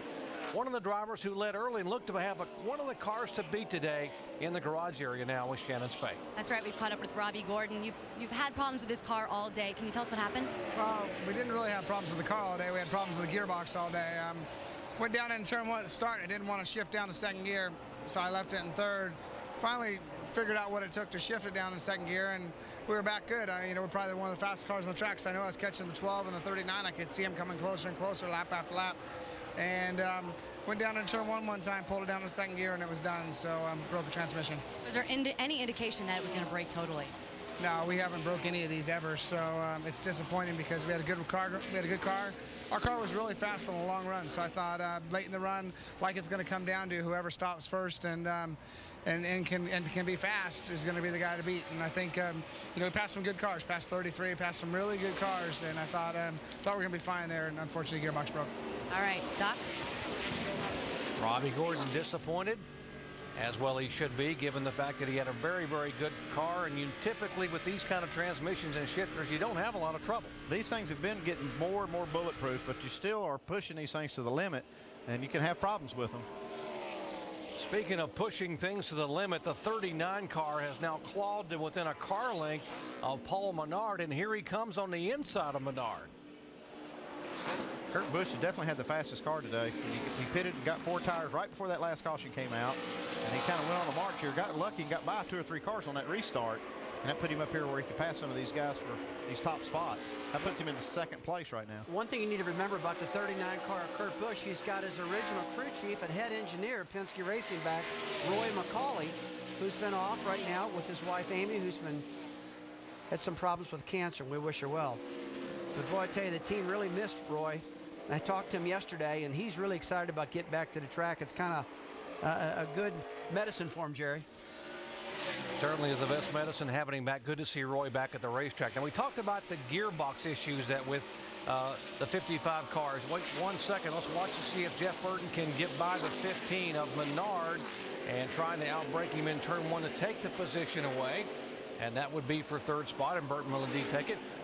What about the gearbox issues that Robbie Gordon and the shifter problems he might have been experiencing? Let's check in on our Dish Tech Center with Tim Brewer. Thanks, Jerry. As these guys go through the race today, they're going to shift this thing like 820 times. The simplest thing you can do, first gear, second gear, third gear, fourth gear. Be real gentle with it, because you can see in here, folks, these are straight cut gears. What Rusty was alluding to a while ago.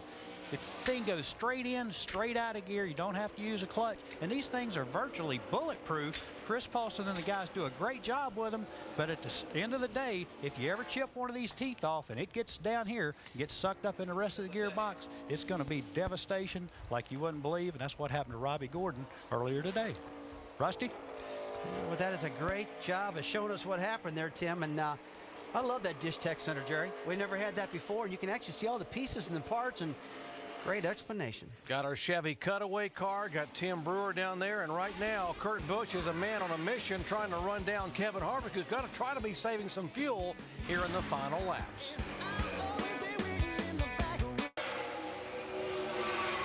This ESPN telecast of the NASCAR Busch Series is available in high definition on ESPN2 HD, presented by Vizio. 3/4 of the way through today's NASCAR Busch Series 200-miler at Watkins Glen International. Kevin Harvick leading Kurt Busch by 5.3 seconds. Harvick taking a different pit strategy than Busch. He stopped much earlier. We wonder if Harvick's got enough fuel to the finish. One thing's for sure, he's not being conservative at all. I'm going to tell you what, Kevin Harvick is up on the wheel driving that race car as hard as he can flat go at this point in time, and he is trying to create as much distance as he can between himself and that yellow car. Here's a look at the Castrol Syntec Power and Performance pass of the race. Talked about Kurt Busch and Juan Montoya having the 2 fastest cars. Busch behind Montoya on the lap 51 restart. He comes down the corner. You can see him following him down the corner, trailing. Inside comes Burton. I'll tell you, these guys are so fast, and he just takes it directly down to the bottom, and he says, kiss me goodbye, and he is hunting down that Kevin Harvick at this point in time. Taking advantage of opportunities. So Kurt Busch now running second. Montoya, meanwhile, after getting in that contact, back in 11th spot on the racetrack with 20 laps to go. Let's go up to speed. Check in on the leaders pit. I wonder if they're nervous about gasoline. David, what do you think? What? Me worry? That's kind of Shane Wilson's attitude right now, although he did say, I'm not really exactly sure if we can make it all the way, but I'm pretty sure. And I did ask him if Kevin had to save you any fuel, how good at it is he? He said he's about the best in the business. Jamie? And the man behind him, Kurt Busch, been on a mission. They got out of pit sequence. He shuffled back to about 8th, and he has been driving like a man possessed, picking them off one at a time. He's up to second, looking now, eyeing that 21 car. Now, the team said they can make it to the end, but now that they know what Kevin Harvick is up to, they are playing the same game, saying, we're not sure we can make it either. Right behind him, Jeff Burton. He had a little bit of issue earlier, but it didn't affect his performance. He's been right there in the hunt. He had that fender damage on the left side. It made his car tighten up, but he said the car's actually getting better as the day goes on. He just made a pass on Paul Menard just moments ago, and he sits third. Behind him, Paul Menard having a great run today, but he came in and pitted last on lap 38, and the team told him he was good to go until just a few moments ago with this radio chatter on the radio. Oh man, save gas here, save gas, nobody from behind. All right, how short are we? I'm a little overweight, 5'10", but we'll be all right. How short are we? Less than a lap right now, we're good. And his crew chief not wanting to answer his driver Paul Menard directly. In other words, I think they may be short on fuel, but he's telling him to drive the wheels off of it to try to stay up there at the front and go for the win. Let's go to Dave. Boy, Jamie, it's tough being a driver and trying to get a straight answer out of your crew chief. When Brad Coleman asked about fuel, Jason Rathcliffe responded to him, hey, keep driving like you are, and with 12 to go, we'll tell you if you have enough fuel. Huh, all right, I guess for a young guy who's gaining experience, it's good to go out there and be aggressive and get your laps in today if you can. Now behind him, the veteran Matt Kenseth, he restarted third, has fallen back a bit. He needed to save some fuel. Drew Blickensderfer, his crew chief, told me you need to save me 3 or 4 laps of fuel if we want to make it to the end of this race. Jamie, back to you. And the 77 of Bobby Labonte making another appearance for his good friend Kevin Harvick and his wife Delana. He started 18th and powered his way to the front. The team last pitted on lap 39. They said they were just barely going to make it. And this car and this driver have gotten faster as the race has gone on. I would not count Bobby Labonte out. Mike? One member of Casey Mears' team just told me moments ago he felt like this team in this car was a 13th place car at best today unless they gambled, and that's what they did on lap 46. They came down pit road, took fuel only, no tires, and so far they're up inside the top 10. Still, they're keeping their fingers crossed, not sure if they can go the distance. Jamie? And Denny Hamlin back there in the 9th spot. Been very quiet today on the radio. We haven't talked much about him. He's remained in the top 10. He started 10th, and Denny Hamlin always a threat as the race goes on. You see him there. Breathing down his neck is the 12 of Ryan Newman. Let's go to Shannon. Well, Ryan Newman currently running 10th, one of 3 Dodges that qualified in the top 3. Pretty quiet over the radio. His crew chief did just tell him that he turned the fastest lap of the day on that last lap. And guys, he pitted on lap 51, came down for fuel.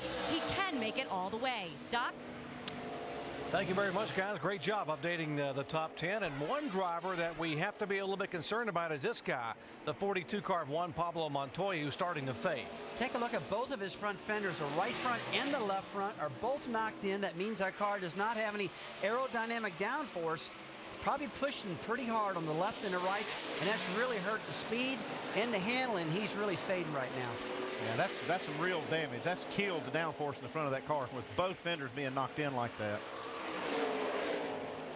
Juan Pablo Montoya being shown in 11th spot. Good run behind him for the 47 car of Andy Lally, the road racing specialist and Grand Am star. Being shown back in the 12th position. Scott Pruitt in the 41 car being shown in 13th. There comes the 41 top of your screen. Back in the 13th spot, and behind him is Boris Said in the 9 car. They running in 14th. That brings you up to speed. 17 laps to go. The big question mark, will some of these guys have enough fuel like Kevin Harvick and others to hang on?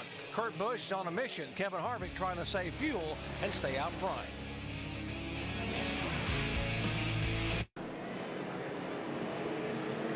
Thanks, guys. Coming up next, exciting IndyCar action from Kentucky. That should be a great shootout there. Dario Franchitti, the Indy 500 winner. Of course, Tony Kanaan on the pole there, and great action there as well.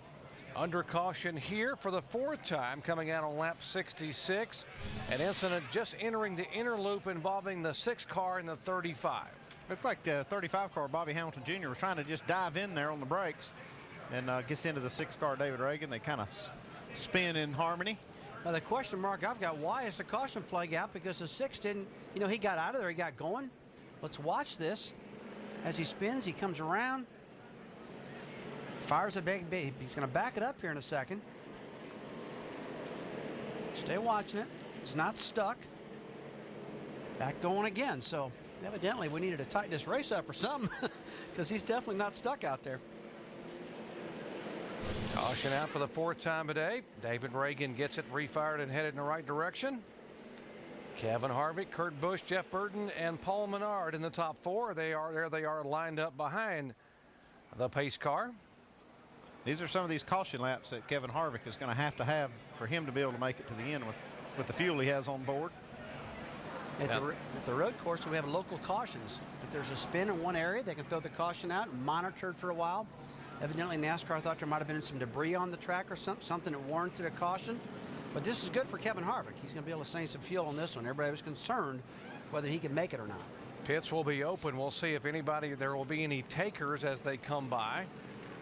With this caution that looks, as Rusty said, it's got Kevin Harvick's got to be saying, man, I'm close, but now I may have a chance to be able to stay on the racetrack and hold off the charge of Kurt Busch.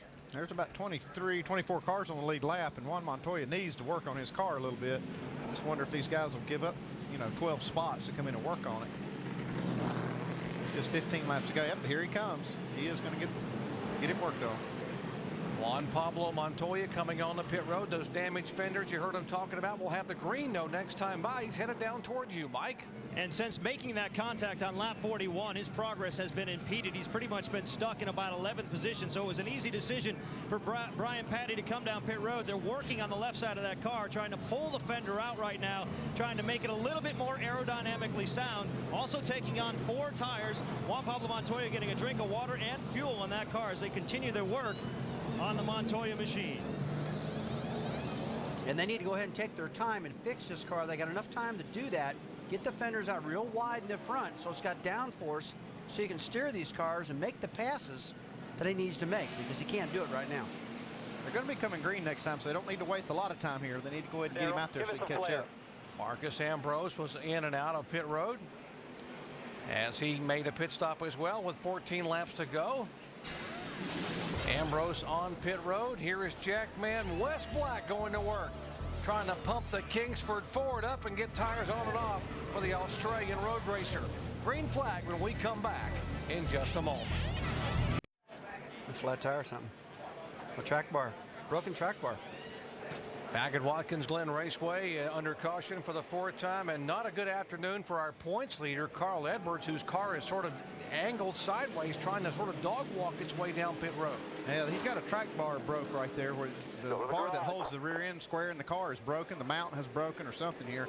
These guys are going to have to just probably come behind the wall, get that fixed. Finished 30th a week ago at Montreal as we are back to green flag racing here. And they scatter some 2 and 3 wide down into turn 1. Marcus Ambrose off in turn 1, back on the track now. But you see how violent that is, guys, when you're on the throttle. Caution's out, caution's out. Caution is out because of fluid on the racetrack. They were talking about maybe some fluid out of one of the cars, and now they've reported fluid, so they've waved the yellow again for the full course to send the safety crews back out. I think they're worried about maybe something coming out of the 60 car as they were coming to the green. But then we see the 66. Oh, the 66 car was the one leaking fluid. We see it here. Stephen Wallace, Dodge, and Juan Pablo Montoya has climbed out of the car.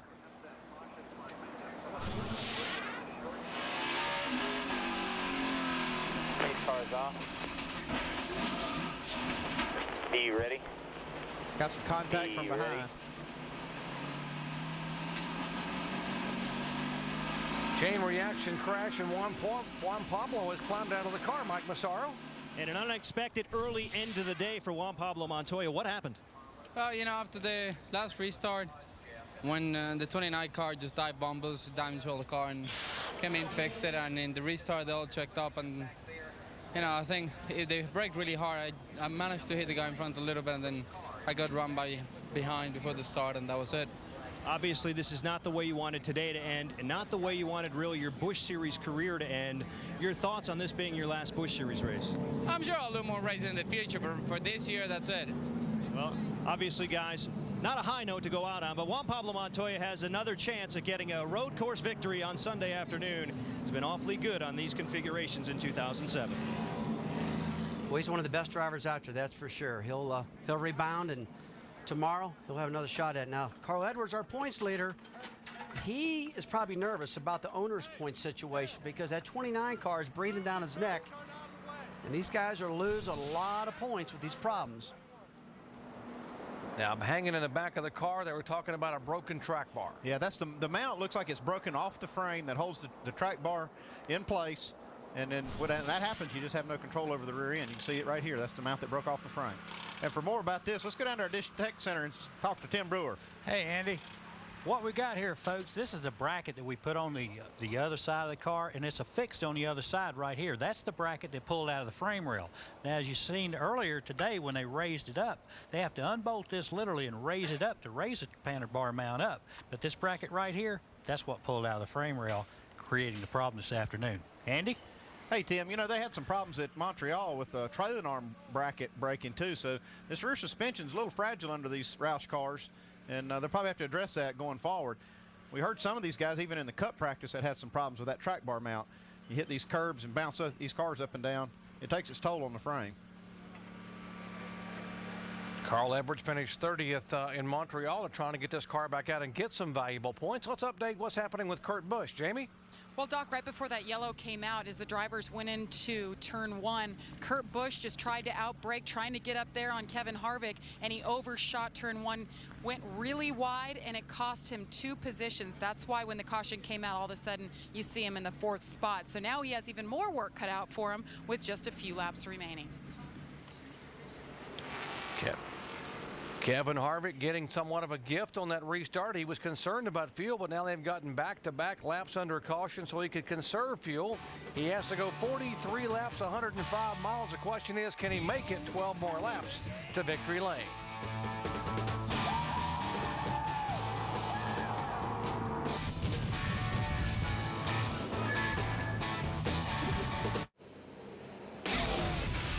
The NASCAR Busch Series at Watkins Glen, brought to you by Aflac. Log on to aflacracing.com and enter for your chance to be an owner for a day. And Castrol Syntec, for maximum power, great cars want more than just oil. Give them Castrol Syntec. 11 laps to go at Watkins Glen. You heard Jamie talk about how Kurt Busch wound up 4th instead of 2nd on that restart. Let's show it to you. We were watching Carl Edwards, the championship leader, with his troubles. Well, here it is. You see the restart here. Kevin Harvick gets a great jump, and it's almost like Kurt Busch tries to get to Kevin Harvick, get to his fender before they get to the corner, and he just completely overdrives and overshoots that corner. That could have cost him the race. Burton by, Menard by, now Kurt Busch back to 4th, and we'll see the restart with 10 laps to go. Kevin Harvick's got his teammate, Jeff Burton, behind him now, between himself and Kurt Busch. Going to be tough to get to him. Bet he likes that. Jamie? Well, Roy McCauley back up here. We've been talking about him back atop the pit box. We're talking about Kurt Busch and what just happened right over here in turn one. There's some concern that his brakes have gone out. Are you guys at all worried about that? Well, really it's the end of the race, or getting towards the end of the race, and the brakes aren't as good as they were at the first part of the race. So Kurt, being the great racer that he is, he tried to put a move on Kevin Harvick in the Penske truck rental Dodge, and didn't quite get it done, but that's okay because we still got 10 laps to go or so, and I have a pretty good feeling that he's not finished yet. All right, Roy was in this spot last year, and they went on to victory lane. We'll hold on for a few more laps and see if it happens. Let's go to Dave. Kevin Harvick and crew have won the fuel mileage battle right now. Shane, do you like the fact that your teammate's behind you now instead of some other guys? Well, yeah, I mean, but the 29's been good all day, so he'll definitely race us. You know, teammates are kind of the deals off with 5 or so. 5 laps to go or so. So, 39's still real good. He's had good speed all day. I'm worried about him, worried about the 29, and our fuel deal should be good.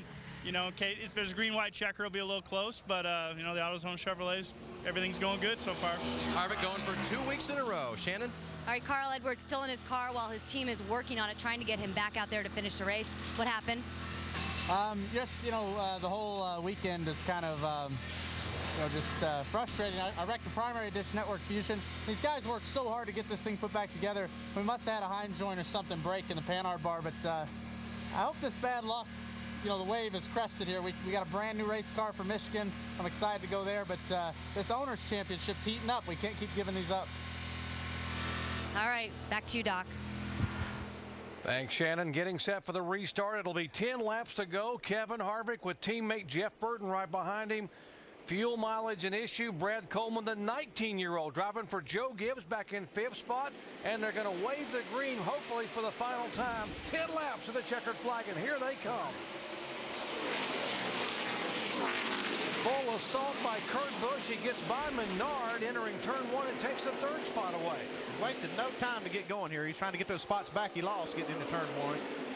If he get a good run all through the S's, he can run down the 29 car getting at the inner loop, and that's another area he's going to try to make a pass. He's catching him right now, but he's got to be right on his bumper in order to get the job done. You heard Roy McCauley say Kurt Busch is far from done. He's got to run on the inside of the 29, jumps in the brakes there in the inner loop so he doesn't tag Jeff Burton. Didn't quite have position on Jeff Burton getting in that corner, but he has it now. That car is strong. It is handling good. He's got the left front fender beat in on it right now, but that's okay. Not too much damage right there. That's not going to slow the car down. Burton's not liking the way that Kurt got around him.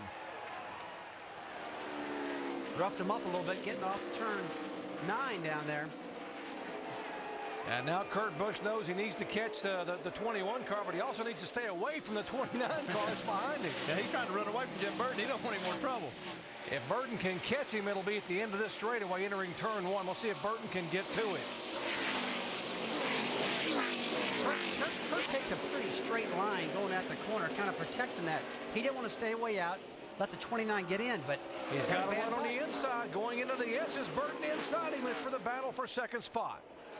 39's got the preferred line. Kurt Busch inside, he clears him, leaving the S's. So he just needed to get away from Burton. He's definitely got a faster car than Jeff at the moment. This is all helping Kevin Harvick up in front in the 21 get away from him just a little bit.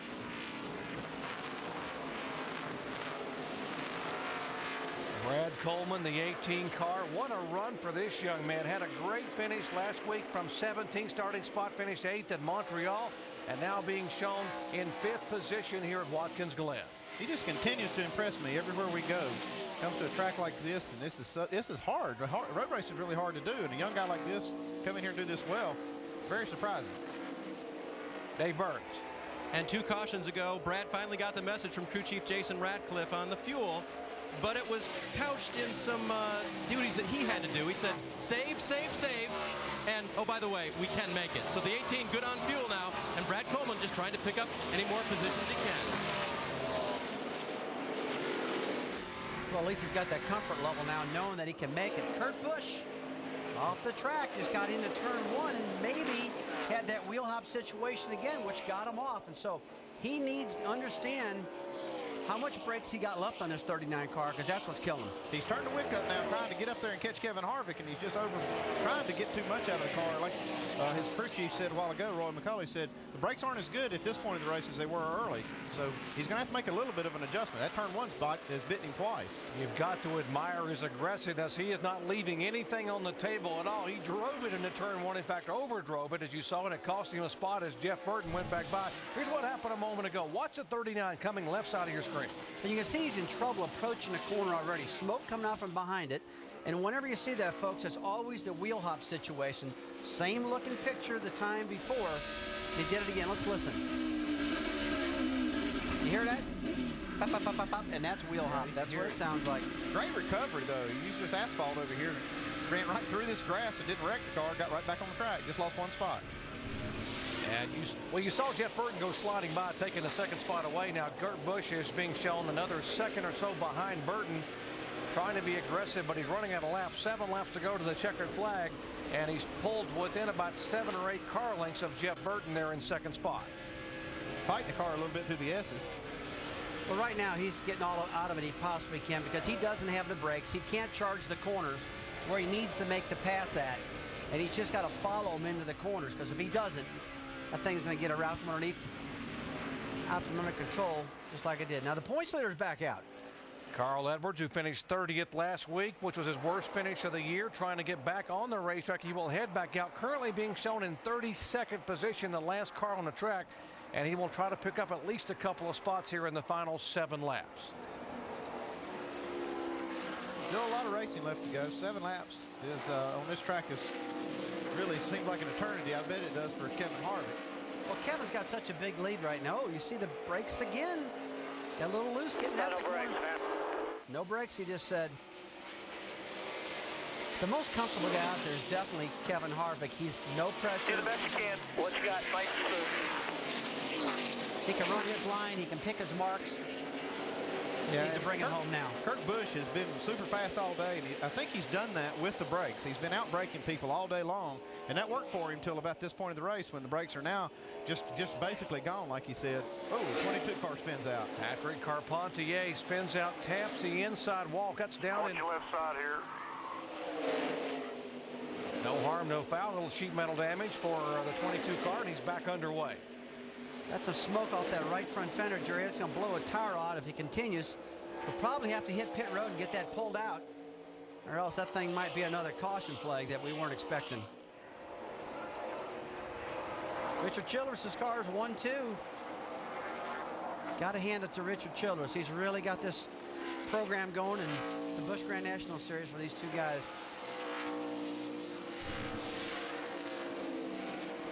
Watch a 22 car from the Goodyear blimp turning in contact with Marcus Ambrose.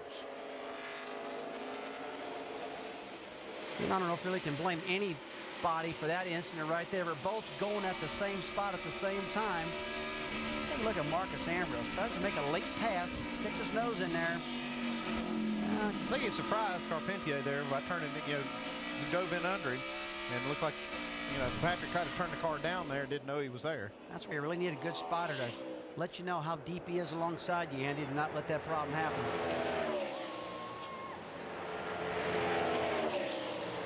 Denny Hamlin and Ryan Newman racing for position. This is for 9th spot. The 20 car is Hamlin. The 12 is Newman, who won here a couple of years ago. Denny Hamlin has had a fast car all day. He got a penalty early, left the lug nut loose, or left it off, and had to come back down pit road, and it made him start way back in the pack. So he's been fighting track position all day long, and now he's up in the top 10. Actually, the 5 car of Casey Mears there. Mears being shown in 8th position. Hamlin, the 20 car, is 9th. Then Newman, then 47 of Andy Lally. They are all single file for position here in the final 5 laps.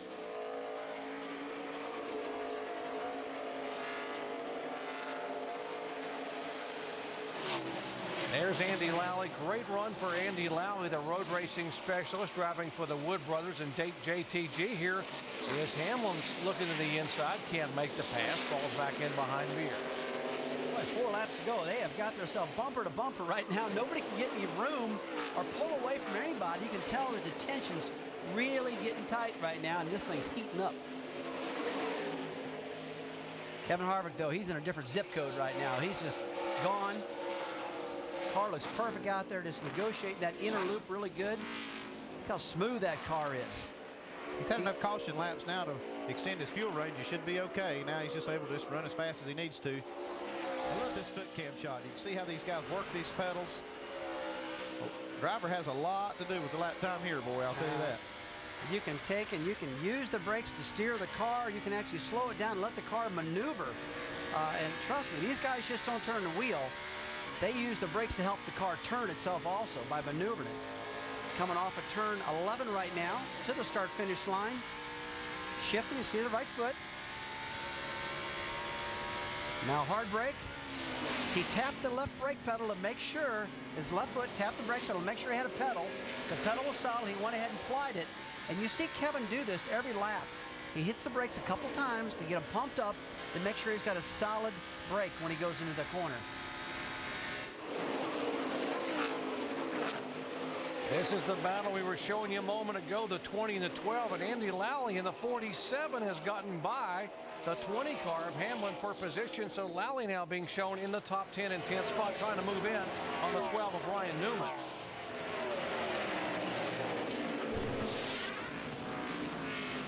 See Ryan Newman diving up underneath Denny Hamlin, just can't quite hold the car down.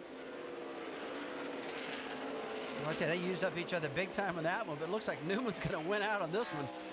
And Lally was the big winner there because of the shove of the 20 car off of the track. Lally was able to get by to take the 10th spot. Kurt Busch is probably saying, I just wish this thing could get over. I'm about out of brakes. Pretty soon I have to stick my foot out the ground and drag my feet to slow this thing down because he doesn't have any brakes left at all on that Penske Dodge. And the 20 car goes around. This time the contact, and there's a complete spin. Stay low. Keep going. Keep going. No caution flag. It'll be 2 laps to go, and Denny Hamlin gets it righted and headed back down toward turn 1.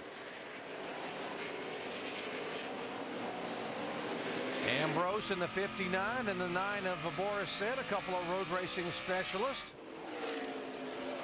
Fight for 14th spot.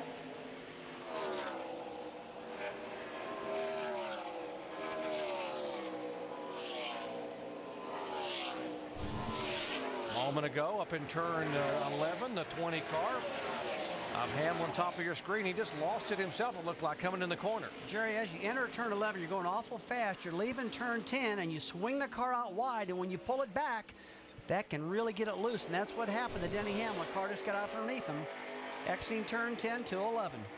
Track's getting greasy, tires are getting worn out right here at the end of the race. Harvick's got such a big lead right now. It looks like he's slowing up a little bit because right now the quickest car on the racetrack again is Kurt Busch, even though his brakes are low. Kevin Harvick takes the white flag as the leader by 3 seconds over that car. His teammate Jeff Burton. Harvick pitted on lap 39, which means they had to go 43 laps, 105 miles on fuel. They had a lot of caution laps to help them, but wow, what a gamble. He's got about a mile and a half to go to get it back here. Winner last week at Montreal on a controversial finish, but this time there's no controversy here. He has just flat out run these guys all day long, drove perfect throughout the day. Had perfect strategy. Perfect strategy, actually, had no mistakes. Now, does he have enough fuel to make it back to the start-finish line? Well, it's almost downhill from here. They do come down this turn and down this next straightaway downhill. Now, this is uphill, though, Andy. Not here. He's now going uphill now we're going Richard Childress Racing has 8 wins in 2007. 4 from Harvick, 2 from Burton, and 2 from Boyer. It would be the 9th win for Richard Childress Racing in the NASCAR Busch Series in 2007. And if Harvick can hold on for another quarter of a mile, he would tie Jack Ingram for second on the all-time win list in the NASCAR Busch Series. And Kevin Harvick makes the fuel mileage and gas gamble pay off. He's a winner at Watkins Glen.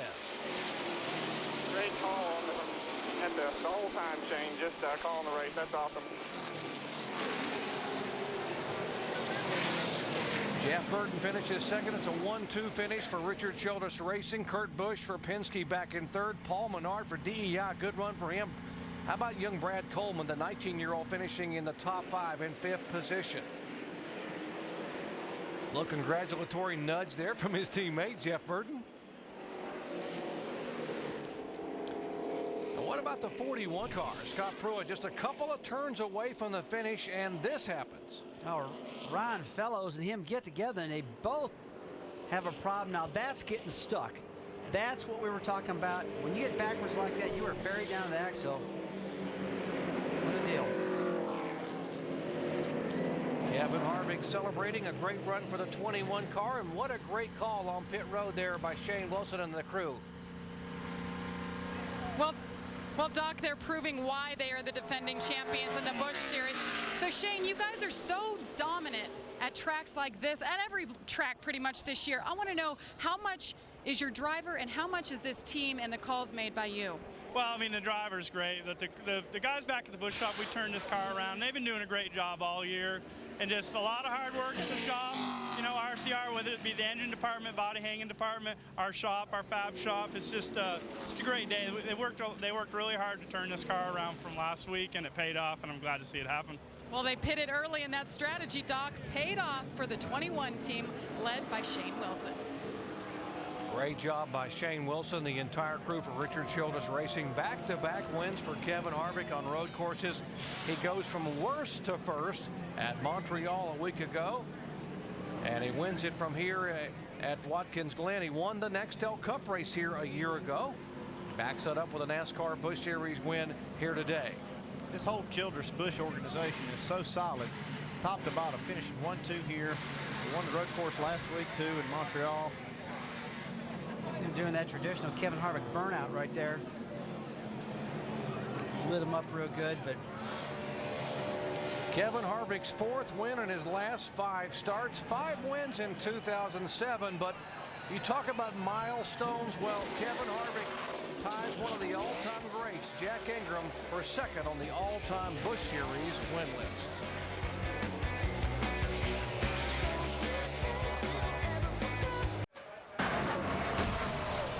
Back at Watkins Glen, the Crown Royal crowning moment. What a special afternoon for Kevin Harvick, who led 2 times for 49 laps and picks up win number 5 in 2007. Back-to-back road course victories for Richard Childress Racing and Kevin Harvick. And what has to be even more special for Kevin Harvick, he joins an elite group. He ties Jack Ingram, the Iron Man, for second on the all-time win list in the 26-year history of the NASCAR Busch Series. Well, from the Iron Man down to victory lane for the Watkins Glen man, as Kevin Harvick getting ready to climb out after just a phenomenal afternoon.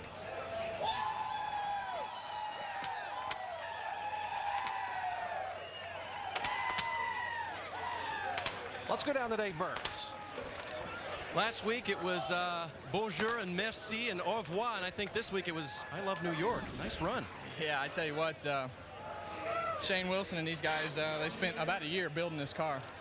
And last week they all wanted to talk about the controversy. I don't think they left him much choice what to talk about this week. This AutoZone Chevrolet was just flat out awesome to drive, and pit strategy was perfect all day, and they just know exactly what they're supposed to do. So just a lot of fun to drive this thing, and man, I tell you what, Richard and I were talking about it last week on the way home from Montreal. We won 31 of these races, and it's just been a lot of fun to be a part of, and just great teams and great stuff, and it's a lot of fun to drive them.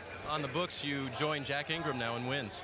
Yeah, I mean, yeah, we talked about that last week too. Just to be up there with Mark Martin and Jack Ingram and Sam Ard and all the guys that helped make this sport what it is today, and just to have your name in the record books next to those guys is something that's pretty special. So a lot of people don't give Sam Ard and Jack Ingram and all those guys that raced in the Busch Series and helped make our sport what it is today enough credit. They walked through the garage, there wouldn't be anybody who knew who they were, and that's a shame. So just an honor to be up there. And your only competition today, actually there was about 42 other guys, but Kurt Busch seemed like he had a really, really good race car, and yet at the end you were able to run away from him. Well, I saw, he was pushing pretty hard, and we were able to kind of conserve some fuel there and really kind of conserve our brakes when we got in front of him. I saw him get by the 15, and they told me to save some fuel. We let him get to about 3.5 seconds, and man, this thing would just flat go. With lots of fuel, the pedal down, Kevin Harvick, a dominant winner here at Watkins Glen. Shannon? Well, Jeff Burton finished second. You said that you ran last week at Montreal and this week's Busch race here to work on your road race program for your Cup. Second place finish, pretty good. How do you think the progress is going? Well, I mean, it still has some room to grow. Harvick's just incredible on these road courses, and I'm just a little bit off that pace, but I feel like I'm closing it a little bit. But we had a good car today. Hot Dance Chevrolet was really good. I got into a lap car, and I got the left front fender tore up, and that certainly hurt us. But, I just thought the lap car would give, the fifth place car room. But nonetheless, that messed us up, and we'll, I wish I hadn't done that because I think that was a lot of speed there. Well, I got to ask you, last week at Montreal, your team, they led me on to a little secret. You thought it was the last lap. You came down. It wasn't the last lap. Tell me what happened. We're not talking about that. I can't believe they told on me. I gave up a couple spots. I came across the start-finish line in 8th, and I was so ready to get out of there. I thought that was a checker, but it was a white. And I let a couple of them get by me and couldn't get back. So that was kind of embarrassing, but hopefully we made a little bit of that up today. All right, and he did come away with a 10th place finish last week in Montreal and a 2nd place finish for him today. Kevin Harvick in victory lane celebrating his second consecutive win on a road course. You ever wondered how a driver does a burnout? We'll show you with a special foot camera. Kevin Harvick burning out donuts. Back with more from Watkins Glen in just a moment. Beautiful panoramic views of Lake Seneca and the Finger Lakes region of New York, courtesy of our good friends at Goodyear, the official tire of NASCAR, helping NASCAR drivers get to the finish line for the past 25 years.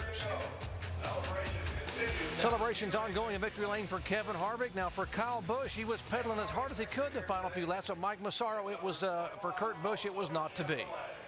And Kurt Busch came up just a couple positions shy of defending his title here in Watkins Glen, but it was a great effort on your part. But what was the difference this year from last year? Well, we were running hard every lap, and we didn't get a chance to cool the brakes, I think. When we came in and pitted about 10 laps into the race, maybe fuel only would have been the smart thing. But I kept plugging because the crew chief said kept digging. And maybe we burned him up at the end because on that restart, it just bounced off the floorboard, and I didn't want to run into the back of the 21, so swerved wide and just got it back underneath me. It would pass a car, but then I couldn't pump it quick enough. I couldn't recirculate the fluid quicker than ABS brakes. So good run for the Penske Truck Rental Dodge. Happy to do it for him, and it almost defended the title, but we'll take third. Yeah, you kept digging. You came real close. What is it like when you don't have full brake capacity at a place like this? Oh, you're just pumping as hard as you can every time you go into a braking zone. And before, if you were braking at the 5 marker, you've got to brake at the 1,000 marker. You just got to double the braking zone, and it just locks up the rears real easy, and the fronts have no grip, so it just wants to slide on in there, and you hope you stop. Well, guys, Kurt Busch comes up just a little shy of that victory, but certainly a finish to be proud of. Third here at Watkins Glen. Jamie? How about that finish, Mike, from Paul Menard, finishing 4th, his best on the season? And I want to ask you about this call. You and your crew chief going back and forth with a few laps to go, and there was about 20 laps to go, and you said, can we make it to the end? And I think he said everything but answer your question, and you told me you just ran out of fuel as you came in. How did that factor into the way you raced at the end? He told me we were good. Eventually he told me we were good, and I just ran as hard as I could. Kurt's brakes were going at the end. I could beat him getting in, but he just get better runs off. And our car just wouldn't go after about 5 laps into a run. Took about 5 laps for it to come on strong, and I don't know if it's air pressures or what, but the car drove awesome after 5-10 laps, and held on for top 5. Brand new race car. Mike Ricci and the boys built me a brand new car, and pretty good one. You have a lot of good memories here. It all started with Andy Petrie back in 2003 making your Cup debut. Are you looking forward to tomorrow? I am. We learned a couple things air pressure-wise, and we're going to translate to the Cup car tomorrow. And, 4 years goes by pretty quick. You can probably ask Andy that. And it's just it's a lot of fun. It's a fun racetrack. A lot of passing opportunities, and it's going to be a long race tomorrow, but I think we got pretty good Menard's 15 Chevy. Good finish for Paul Menard, 4th. Let's go to Shannon. All right, another great performance by young Brad Coleman. Now, you've been here before as a crew member, never as a driver. How'd you feel out there today? It was awesome. We unfortunately, our second practice session got rained out, so we only got 2 runs out there. But, I have such a great team. They gave me the car I needed, and I learned the track more in qualifying. And during the first half of the race, I kept learning it. And second half of the race, we went for all of it, and we did good. I'm happy. Now, Brad, you said that you raced this on a video game, Watkins Glen video game. How does the video game compare to the track itself? It compares a lot. My first lap out there, I knew exactly where to go.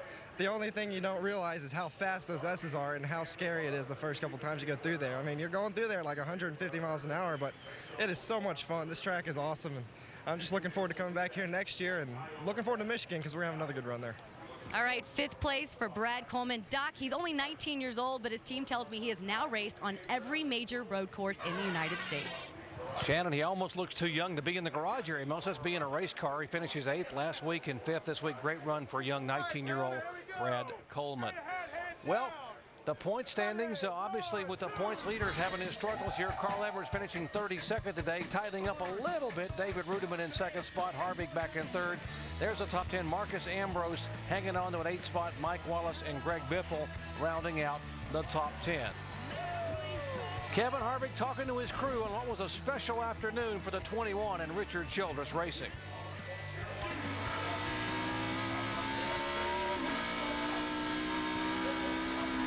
And that's this thing. Awesome job.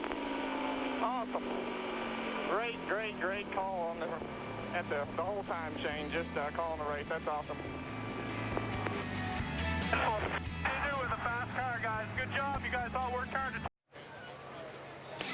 Historic Watkins Glen International, the site of today's NASCAR Busch Series action, won by Kevin Harvick from 11th starting spot, and the victory lane celebration is ongoing for Harvick, who won here a year ago in the NASCAR Nextel Cup Series. As we head down to the garage area, and Mike Massaro. And Doc, a disappointing ending to an otherwise promising day for Ron Fellows. He led 11 laps today, but finished 24th because of a spin late in the race. What happened there? Well, I was just trying to make something happen on the last lap and try to get inside of 41 Pruitt, and it may have been an optimistic attempt, but you know, it was the last lap, so it's unfortunate. But we had a decent car. I think what really cost us was that restart where we got turned around, and I think we were running 4th. But a tough day for roadloads.com, and all the guys worked hard. We didn't have a radio. That was half the problem. So that was. Anyway, that's not an excuse for ended up on the gravel. Well, Dave, anytime Ron Fellows comes to Watkins Glen, anything less than a victory is a little bit disappointing. And Scott Pruitt comes home 18th today in the 41 car. Scott, I can't believe I'm talking to you again at the end of a race, having gotten spun out late in the going. What happened with you and Ron? You know, we're racing for 13th. Had my family at home.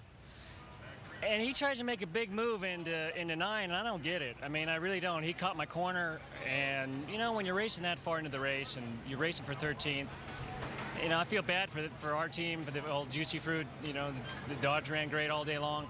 You know, we were medium. You know, I got caught for speeding up pit lane, 40.2 miles an hour, which, oh, gosh, couldn't believe that. But, you know, we ran strong, we ran smart, and you know, that drive-through hurt us. So we were hoping for a top 5, and then we were hoping for a top 10, and then with Ron getting immediate at the end, you know, it's just tough for the team, and actually for the team he drives for, parking it in the gravel, he just comes up with a big fat 0. So I guess that's the way it goes. Another tough day on the road course for Scott Pruitt. Guys. Thanks, guys.